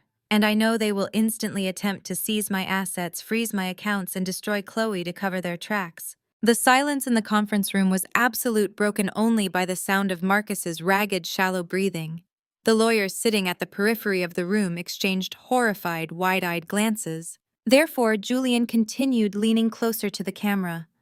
I am making my final, irrevocable legal directives right now. I have already executed a full legal transfer of every single share of my software company into a blind, impenetrable trust. I have removed my father from every single corporate account. I have stripped Marcus of his broker privileges within my network. I have legally disinherited my entire blood family completely and permanently. Victoria let out a strangled, pathetic whimper. Richard stared at the screen, his mouth opening and closing without producing a single sound. Every single asset, every dollar, every piece of intellectual property, and my entire legacy is hereby transferred to the sole absolute control of my wife, Chloe. Julian declared, a small, proud smile finally touching his lips. She is the only person in my life who ever demonstrated actual integrity. She is the executor of my true estate. Any other document, any handwritten note, or any subsequent will presented by my family after this timestamp is an absolute, undeniable forgery created by desperate criminals. The video ended, the screen fading to a stark, blinding black. The silence that followed was heavy, suffocating, and dripping with the promise of absolute destruction. I stood at the front of the room, holding the remote control, watching my in-laws process the sheer magnitude of their defeat. They had walked into this building expecting to leave me with a pathetic stipend and a one-way ticket out of town. Instead, Julian had reached from beyond the grave to lock them inside a financial and legal prison of their own making. I turned my gaze away from the blank screen and looked directly at the probate attorney. I believe that clearly clarifies my husband's final legal wishes, Harrison. Would you agree with me? Harrison adjusted his glasses, his hands visibly shaking as he looked from the blank projector screen back to me. He swallowed hard, his professional detachment entirely shattered. As an officer of the court, Harrison stammered, I must state that if the metadata of this recording is verified, it represents a legally binding audiovisual testament. It unequivocally establishes testamentary intent and completely invalidates the handwritten document presented today. That is a fabricated deepfake, Richard roared, slamming his fists onto the mahogany table. He vaulted out of his chair, his face a mask of purple rage. She hired a team of rogue developers to map my son's face and synthesize his voice. Julian would never say those things. He would never betray his own flesh and blood. You are a pathological liar. Chloe and I will have you arrested for digital fraud right this second. I did not back down an inch. I simply raised the remote control again. Julian was not finished, Richard, I said, keeping my voice dangerously calm. I only paused the playback so you could fully absorb the initial shock. Now I highly suggest you sit back down and listen to the rest, because your son made sure to leave zero room for your pathetic denial. I pressed the play button. The massive screen illuminated once more. Julian sat forward in his desk chair, pulling a thick stack of printed financial ledgers into the camera frame. He looked directly through the lens, his expression hardening into absolute steel. To ensure there is no confusion regarding my mental acuity or the validity of my claims, I am now going to detail the exact architecture of my father's criminal enterprise, Julian stated clearly. He held up the first document. Richard and Marcus have been running a synchronized money laundering operation using Apex Vanguard Holdings, an offshore shell company registered in the Cayman Islands. Marcus let out a strangled gasp, slumping lower into his seat, as if trying to physically disappear into the leather upholstery. Julian began reading directly from the ledgers. He named the specific luxury commercial properties Marcus had intentionally overvalued. He listed the exact dates and routing numbers of the illicit wire transfers. He detailed how Victoria used her philanthropic charity galas as a front to wash the dirty capital, moving millions under the guise of anonymous elite donations. Julian meticulously laid out the entire blueprint of their corruption, matching every single piece of data I had seen on our encrypted server. He named their silent partners, their corrupted local officials, and the specific offshore accounts they used to hoard their stolen wealth. Hearing his own son dissect his criminal empire with such ruthless analytical precision caused Richard to finally collapse back into his chair. The blustering warlord was gone, replaced by a terrified, cornered old man. The associate lawyers in the room were furiously taking notes, realizing they were sitting in the middle of a massive federal crime scene. Julian set the ledgers down and picked up a heavy blue legal binder. Now regarding my estate. Julian continued, his voice shifting to a solemn, formal tone. I am holding the finalized, notarized, and fully executed documents establishing the Obsidian Vanguard Trust. This entity is an impenetrable, independent legal structure. I have formally transferred 100% of the shares in my software firm, all of my liquid capital, all intellectual property, and every single real estate asset I own directly into this trust. He held the documents up to the camera, showcasing the authentic raised notary seals and his own undeniable signature. My wife, Chloe, is the sole managing director and the exclusive beneficiary of this trust, Julian declared. She has complete, unchallengeable control over my entire legacy. No board of directors, no family member, and no external legal entity can override her authority. I designed this fortress to be absolute. The assets contained within this trust are permanently shielded from any claims, liens, or hostile takeover attempts initiated by my biological relatives. Victoria began to sob uncontrollably, the sound raw and desperate. Julian, my baby, please no, she wailed at the projection screen, completely forgetting that he was just a recording. You cannot do this to your mother. Julian stared through the camera, and it felt as though he was looking directly into her greedy, blackened soul. I am including a specific irrevocable disinheritance clause in this video testament, he stated, his voice devoid of any warmth. I, Julian, being of sound mind, do hereby formally and completely disinherit my father, Richard, my mother, Victoria, and my sister, Vanessa. I leave them absolutely nothing, not a single dollar, not a single share of stock, and not a single physical possession. Vanessa buried her face in her hands, her shoulders shaking violently as the reality of her new penniless existence crashed down upon her. I make this decision not out of malice, but out of a profound need to protect the only person who ever showed me unconditional love. Julian said, his eyes softening as he spoke my name. My family views wealth as a weapon to control, manipulate, and destroy. They are morally bankrupt predators who have brought nothing but toxicity into my life. By severing all financial and legal ties, I am ensuring that my bloodline ends with me. They have no rights to my estate. They have no rights to my wife. Their time is completely over. Julian took a deep, final breath on the screen. He looked tired, but incredibly peaceful.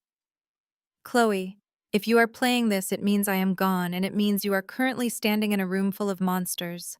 Do not let them intimidate you. Burn their empire to the absolute ground. I love you forever. The video ended. The screen faded to a solid, impenetrable black. The silence inside the law firm conference room was absolute and devastating. The air felt thick, heavy with the undeniable finality of Julian's words.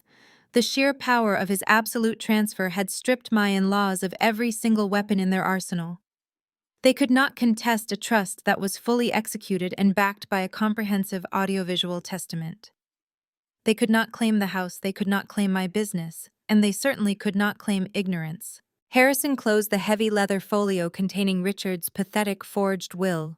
He pushed it away as if the paper itself was diseased. He looked at Richard with an expression of profound professional disgust. Richard Harrison said, his voice cold and hard, I am immediately withdrawing as the counsel of record for the estate. My firm will not be party to fraudulent filings, and we will be turning this fabricated document over to the authorities. Richard did not respond. He could not. His eyes were wide, staring blankly at the dark projection screen. His mouth hung slightly open.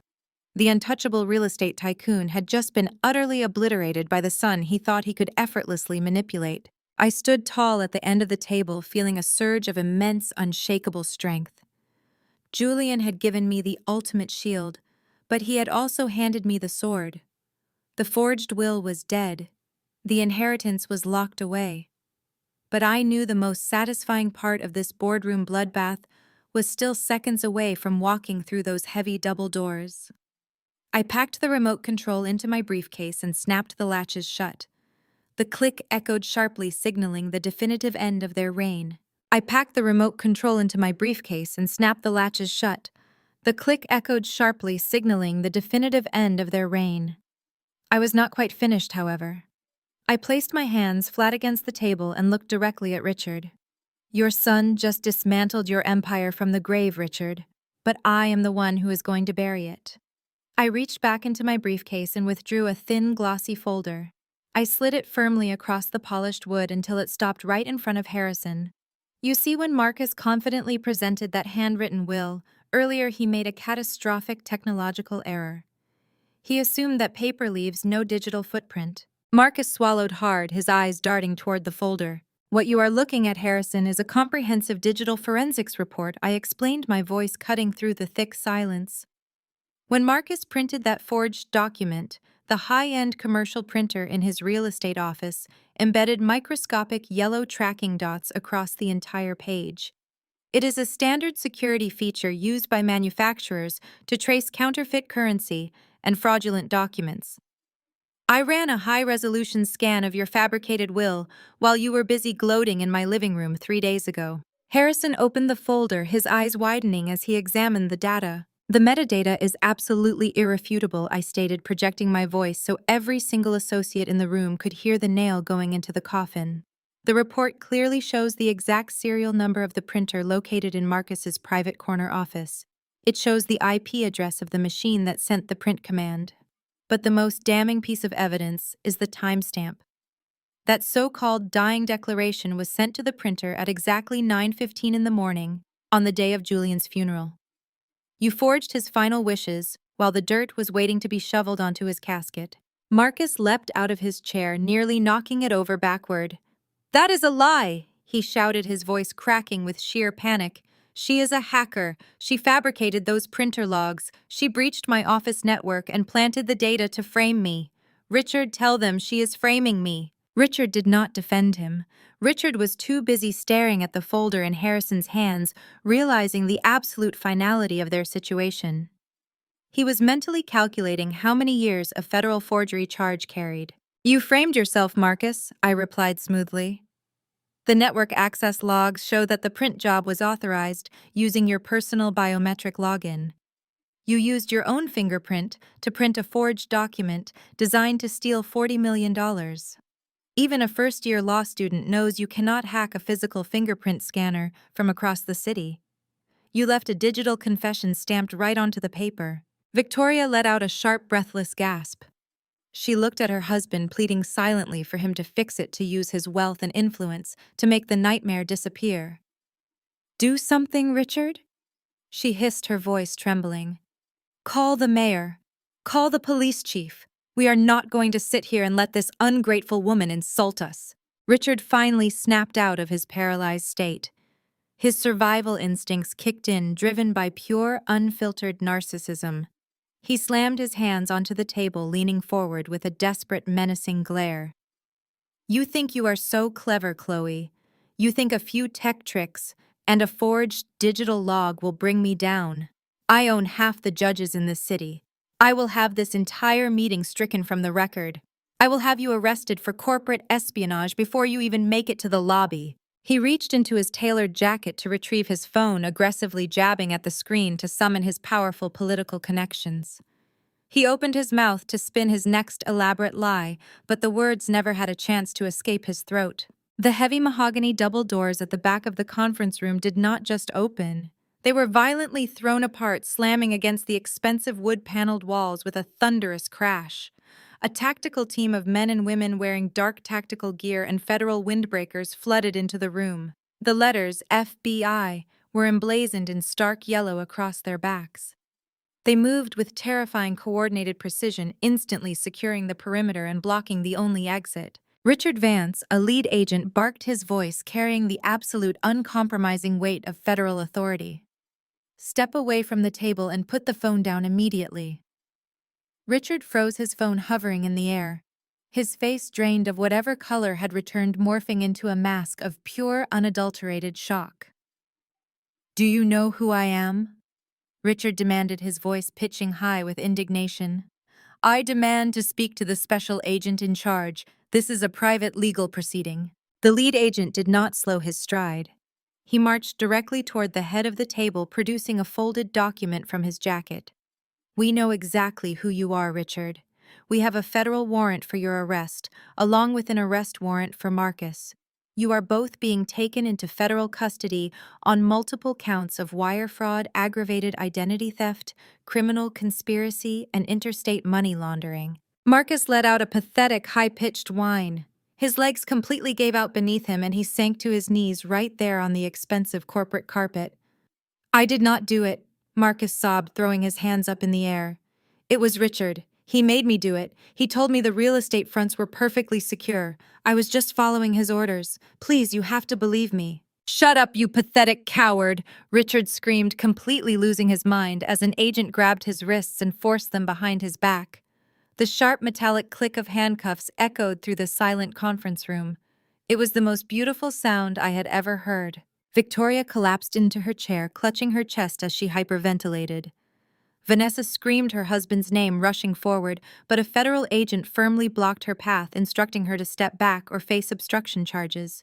The invincible, untouchable real estate dynasty was crumbling into dust right in front of my eyes. The lead agent looked at Richard, securing the handcuffs tight. An anonymous data drop provided our financial crimes division with over a terabyte of encrypted ledgers, offshore routing numbers, and forged deeds yesterday morning, the agent explained coldly. "We have been verifying the offshore accounts all night. Your entire empire is currently being raided by federal task forces as we speak." Richard stopped struggling, his eyes widened, and he slowly turned his head to look directly at me. The realization hit him with the force of a falling building. The anonymous data drop, the encrypted ledgers. He finally understood that while he was busy trying to steal my house, I had systematically dismantled his entire life. I picked up my briefcase, the handle cool and solid against my palm. I looked at the defeated, handcuffed tyrant who had caused Julian so much pain. "Checkmate, Richard." I said, my voice barely above a whisper, yet loud enough to echo in his ears forever. The agents marched them out the door, their arrogant reign permanently extinguished. I stood tall, breathing in the clean, silent air of absolute victory. 1,000 words. The heavy click of the federal handcuffs clamping around Richard's wrists shattered the remaining illusion of his untouchable power. The imposing real estate tycoon, who just minutes ago sat at the head of the mahogany table, dictating my destruction, now sagged against the wood, a broken, pathetic old man. His bespoke suit bunched awkwardly around his shoulders as the FBI agent yanked his arms behind his back. Richard's face had lost all its color, the deep purple flush of rage replaced by a sickly, translucent white. He looked up at the lead agent, his eyes wide and trembling. "Wait!" Richard gasped, his voice thin and reedy, completely devoid of the commanding baritone he used to terrorize his family. "There has to be a mistake. I am Richard Vance. I have contributed millions to this city. I know the governor. Let me make one phone call. I can clear this up. I can explain the capital transfers." "You will have plenty of time to explain the capital transfers to a federal judge," the lead agent replied coldly, not slowing his pace as he secured the restraints. "Read him his rights." Another agent began reciting the Miranda warning, the crisp legal language echoing in the sudden, deafening quiet of the conference room. Beside Richard, Marcus was experiencing a total psychological collapse. He was still on his knees on the plush carpet, staring blankly at the floor. The reality of federal prison, the loss of his luxury cars, his broker's license, and his entire meticulously crafted identity had completely broken him. As an agent stepped forward and firmly grasped his shoulder, Marcus snapped. The survival instinct of a cornered predator took over and his loyalty to the family instantly vanished. "It was not me," Marcus screamed, scrambling to his feet, thrashing wildly as the agent moved to cuff him. "Do not put those on me. Listen to me. The offshore accounts, the forged signatures, the inflated appraisals, it was all his idea." Marcus pointed a frantic, shaking finger directly at Richard. "He forced me to do it. He told me if I did not sign off on the commercial properties, he would destroy my career. He orchestrated the entire scheme. I am just a broker. He is the mastermind. I will testify. I will give you everything. I will wear a wire." Richard's head snapped up, his eyes widening in pure venomous shock. He stared at the son-in-law he had groomed to be his successor. "You miserable, sniveling coward," Richard roared, spit flying from his lips as he struggled against the agents holding him. "I built you. I pulled you out of the gutter and gave you a life of luxury. I gave you my daughter, and you turn on me the second you are caught." "I gave you your daughter," Marcus spat back, his face twisted in a desperate, ugly grimace. "I married Vanessa because you promised me equity in the firm. You used me as a shield for your dirty money, Richard. You set me up to take the fall. You signed the documents, Marcus." Richard bellowed, his voice cracking. "You forged Julian's signature. You initiated the transfer the night he died. Do not try to play the innocent victim now." The sheer vicious ugliness of their infighting was breathtaking. They were tearing each other apart right in front of my eyes, instantly betraying the family loyalty they claimed was so sacred. Victoria watched the chaotic scene unfold, her hands clamped over her mouth to muffle her horrified sobs. She had spent her entire life shielding herself from reality with Richard's wealth, and now that shield was being dragged out the door in handcuffs. She reached out, trying to grab Richard's arm as the agents moved him toward the exit. "Richard," Victoria wailed, her perfectly manicured nails digging into his sleeve. "What is happening? What about the house? What about the foundation?" "Do not talk to anyone, Victoria," Richard snapped, shaking her hand off. "Call the lawyers. Get my defense team on the phone right now." As the agents hauled Richard and Marcus toward the heavy double doors, Vanessa finally broke from her paralyzed state. She watched her husband being dragged away like a common criminal, the reality of her impending poverty hitting her with the force of a physical blow. She spun around, her eyes wide and frantic, and lunged toward me. She bypassed the mahogany table and closed the distance before I could even brace myself. "Chloe, please!" Vanessa screamed, tears streaming down her face, ruining her perfect, expensive makeup. She grabbed my arm, her fingers digging painfully into my skin. Her grip was desperate, terrified. "Please, Chloe, you have to stop this. You have to tell them it is a mistake." I looked down at her hands gripping my arm, then slowly raised my eyes to meet hers. My expression remained entirely neutral, absolutely devoid of the sympathy she was begging for. "Marcus did not know what he was doing," Vanessa pleaded, her voice cracking as she sobbed. "My father manipulated him. He is a good man. He is my husband. If he goes to prison, I will lose everything. I will lose the house, the cars. I have nothing, Chloe. Please drop the charges. Tell the FBI you misunderstood the ledgers. You have Julian's money now. You won. Just let Marcus go." She was not begging for Marcus's freedom out of love. She was begging to preserve her lifestyle. She was terrified of becoming exactly what she had always mocked, a middle-class nobody with nothing to her name. She wanted me to lie to federal agents, to risk my own freedom, just so she could keep driving her luxury SUV. I reached up and firmly grabbed Vanessa's wrist. I did not yank or pull. I simply applied steady, unrelenting pressure until she winced and released her grip on my arm. I took a deliberate step back, physically establishing the absolute boundary between us. "I cannot drop federal charges, Vanessa," I stated, my voice cold, precise, and completely unsympathetic. "I did not press them. The United States government did.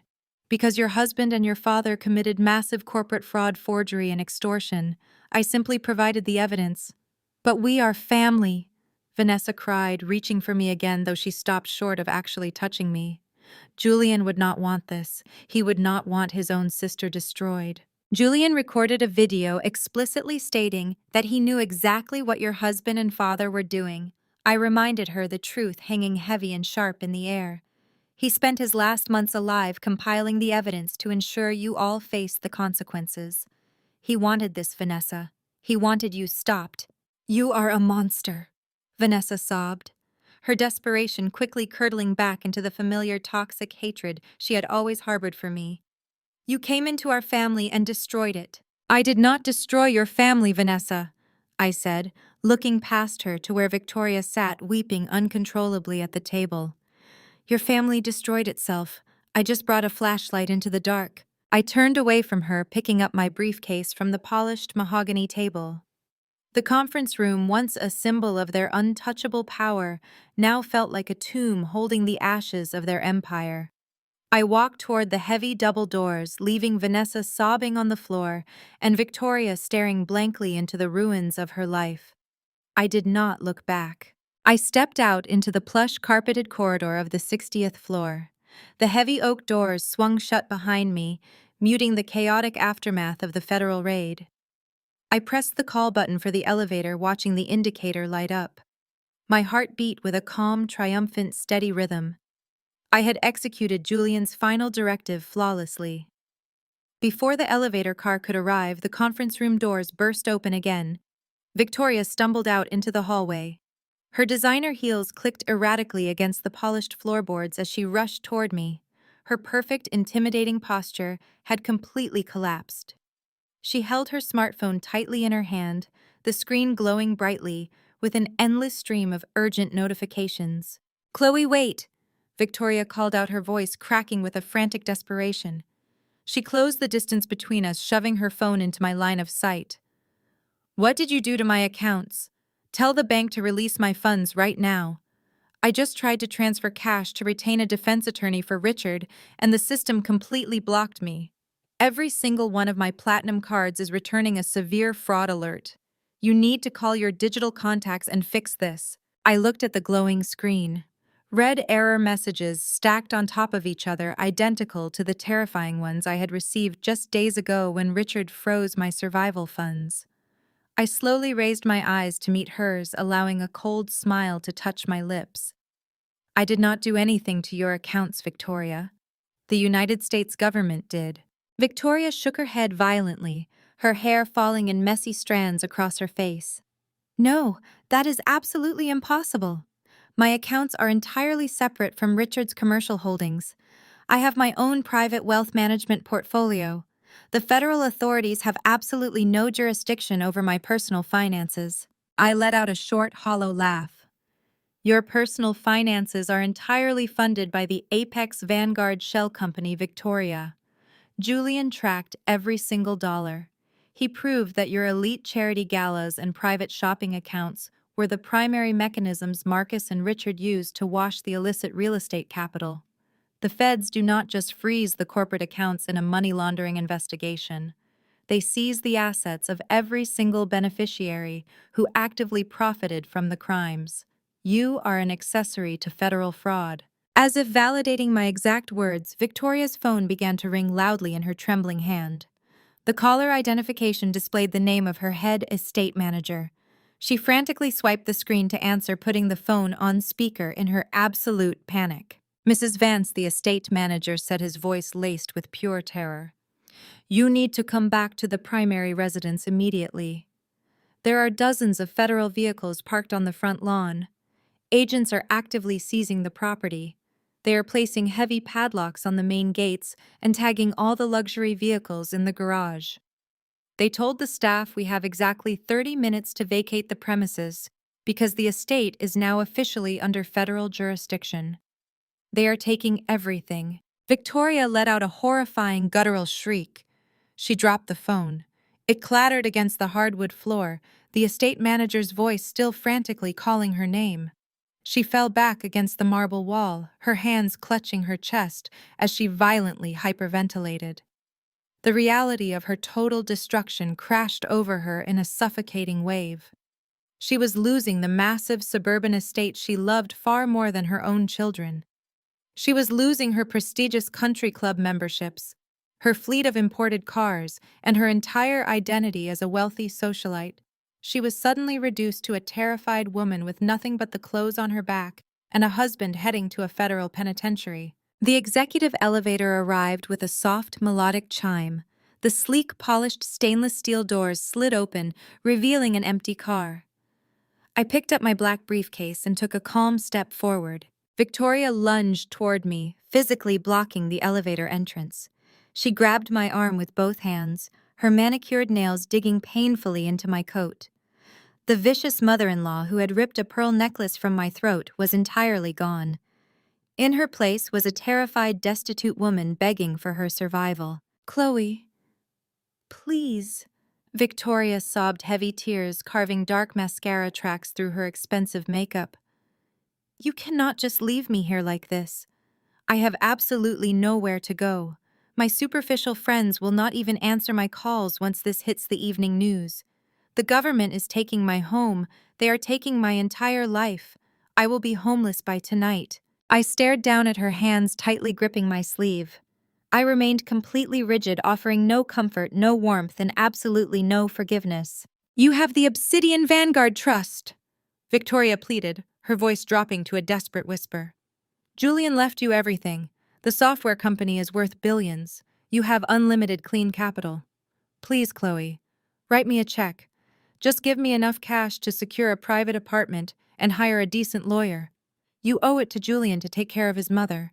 He would never want to see me living on the cold streets. We are family. We have to stick together in times of crisis."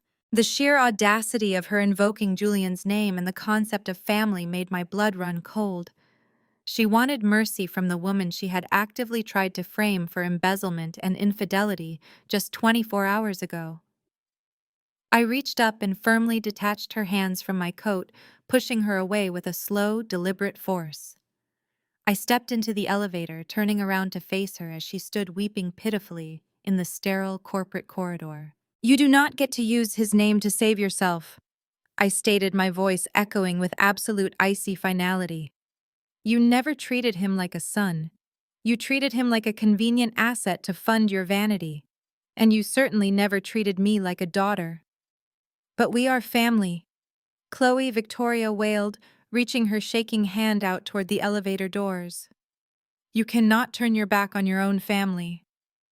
I looked her straight in the eyes, ensuring she felt the lethal weight of my next words. "The word family died the moment you tried to throw me out on the day of his funeral." I pressed the button for the lobby. Victoria let out a devastated, broken wail, stepping forward to try and force her way into the car. But she was far too slow. The heavy stainless steel doors slid shut, cutting off her cries and completely severing my ties to the toxic Vance dynasty forever. 6 months later, the early morning sun broke over the horizon, painting the sky in soft strokes of gold and violet. I stood on the master bedroom balcony of my home, a steaming mug of black coffee warming my hands against the crisp autumn chill. The heavy security shutters were fully retracted, allowing the light to pour freely into the house. I had completely overhauled the perimeter defenses. The property was now protected by a discreet but impenetrable network of biometric scanners, pressure sensors, and encrypted camera feeds. No one could ever breach my sanctuary again. The neighborhood below remained perfectly quiet, a picturesque tableau of suburban tranquility. But the social dynamics had fundamentally altered. The very neighbors who had readily believed Vanessa's crying video and tossed garbage onto my porch now gave my house a wide, respectful berth. The federal raid on the Vance estate had sent shockwaves through the community, shattering the pristine facade my in-laws had meticulously constructed over decades. Everyone now knew exactly who the real predators were, and they knew I was the one who had brought them down. They did not wave or smile at me anymore, but they did not throw garbage either. I preferred the silence. I turned away from the balcony, sliding the glass door shut behind me, and walked into my newly renovated home office. The space that once held Julian's old desk was now the command center for the Julian Vance Foundation for Financial Justice. Using a portion of the clean capital secured within the Obsidian Vanguard Trust, I had established a nonprofit organization dedicated exclusively to providing emergency grants, elite legal counsel, and cybersecurity protection for widows facing financial exploitation and abuse from their late spouses' families. It was a thriving operation, and it gave me profound purpose. I was actively dismantling the very traps Richard and Marcus had tried to use against me, ensuring no other woman would ever have to fight that war alone and unarmed. My laptop chimed with an incoming video call. It was Elaine, the lead attorney I had hired to manage the Foundation's legal outreach program. I set my coffee down and clicked accept. "Good morning, Chloe." Elaine said, her face bright and professional on the screen.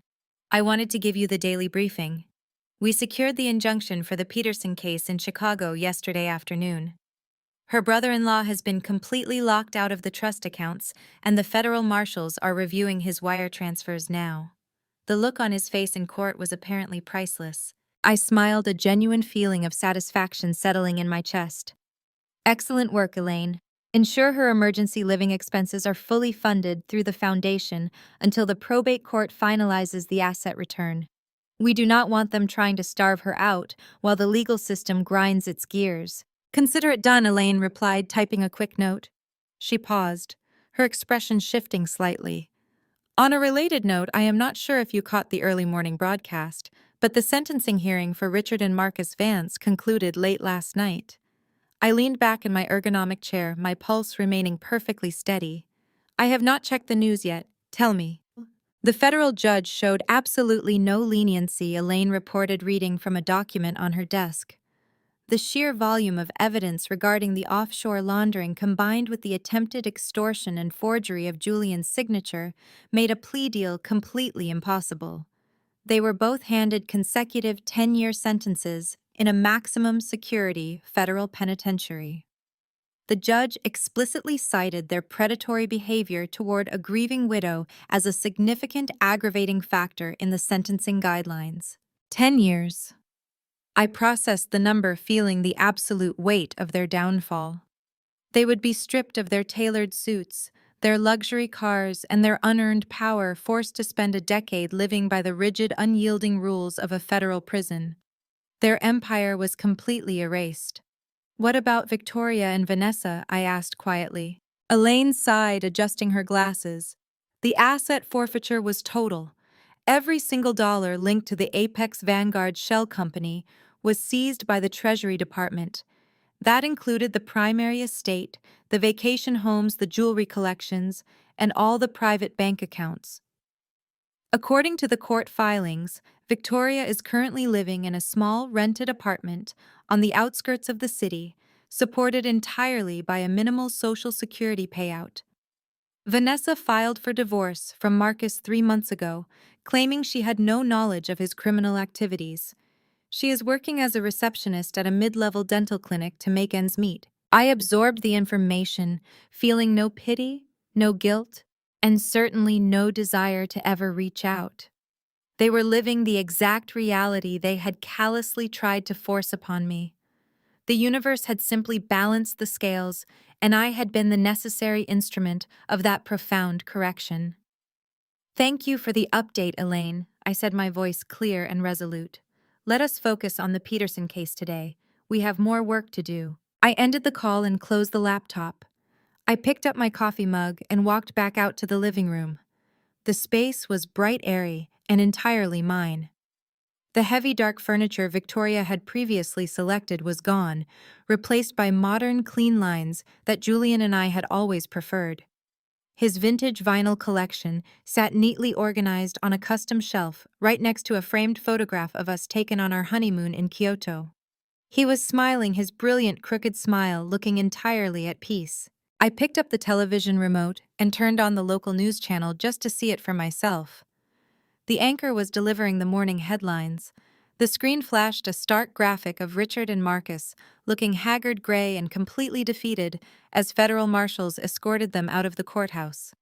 The ticker tape at the bottom of the screen read "Real estate tycoon and son-in-law sentenced to 10 years for massive fraud." I watched the brief segment, feeling the last remaining tension drain from my shoulders. The war was definitively over. The predators were caged, the assets were secure, and Julian's legacy was protected. I pointed the remote and clicked the television off, letting the screen fade to black. The house settled into a deep, comforting silence. I took a sip of my coffee, savoring the absolute unshakable peace I had finally won. A profound lesson from these stories is that your self-worth is never defined by your family's inability to recognize it. Often the people we expect to protect us are the ones who underestimate or hurt us the most. When family dynamics are built on conditionality, toxic favoritism, and control, the bravest thing you can do is walk away and build a successful life of your own. True family is not just about shared blood. It is about mutual respect, unwavering support, and showing up when it truly matters. Share your own journey of setting healthy boundaries and comment below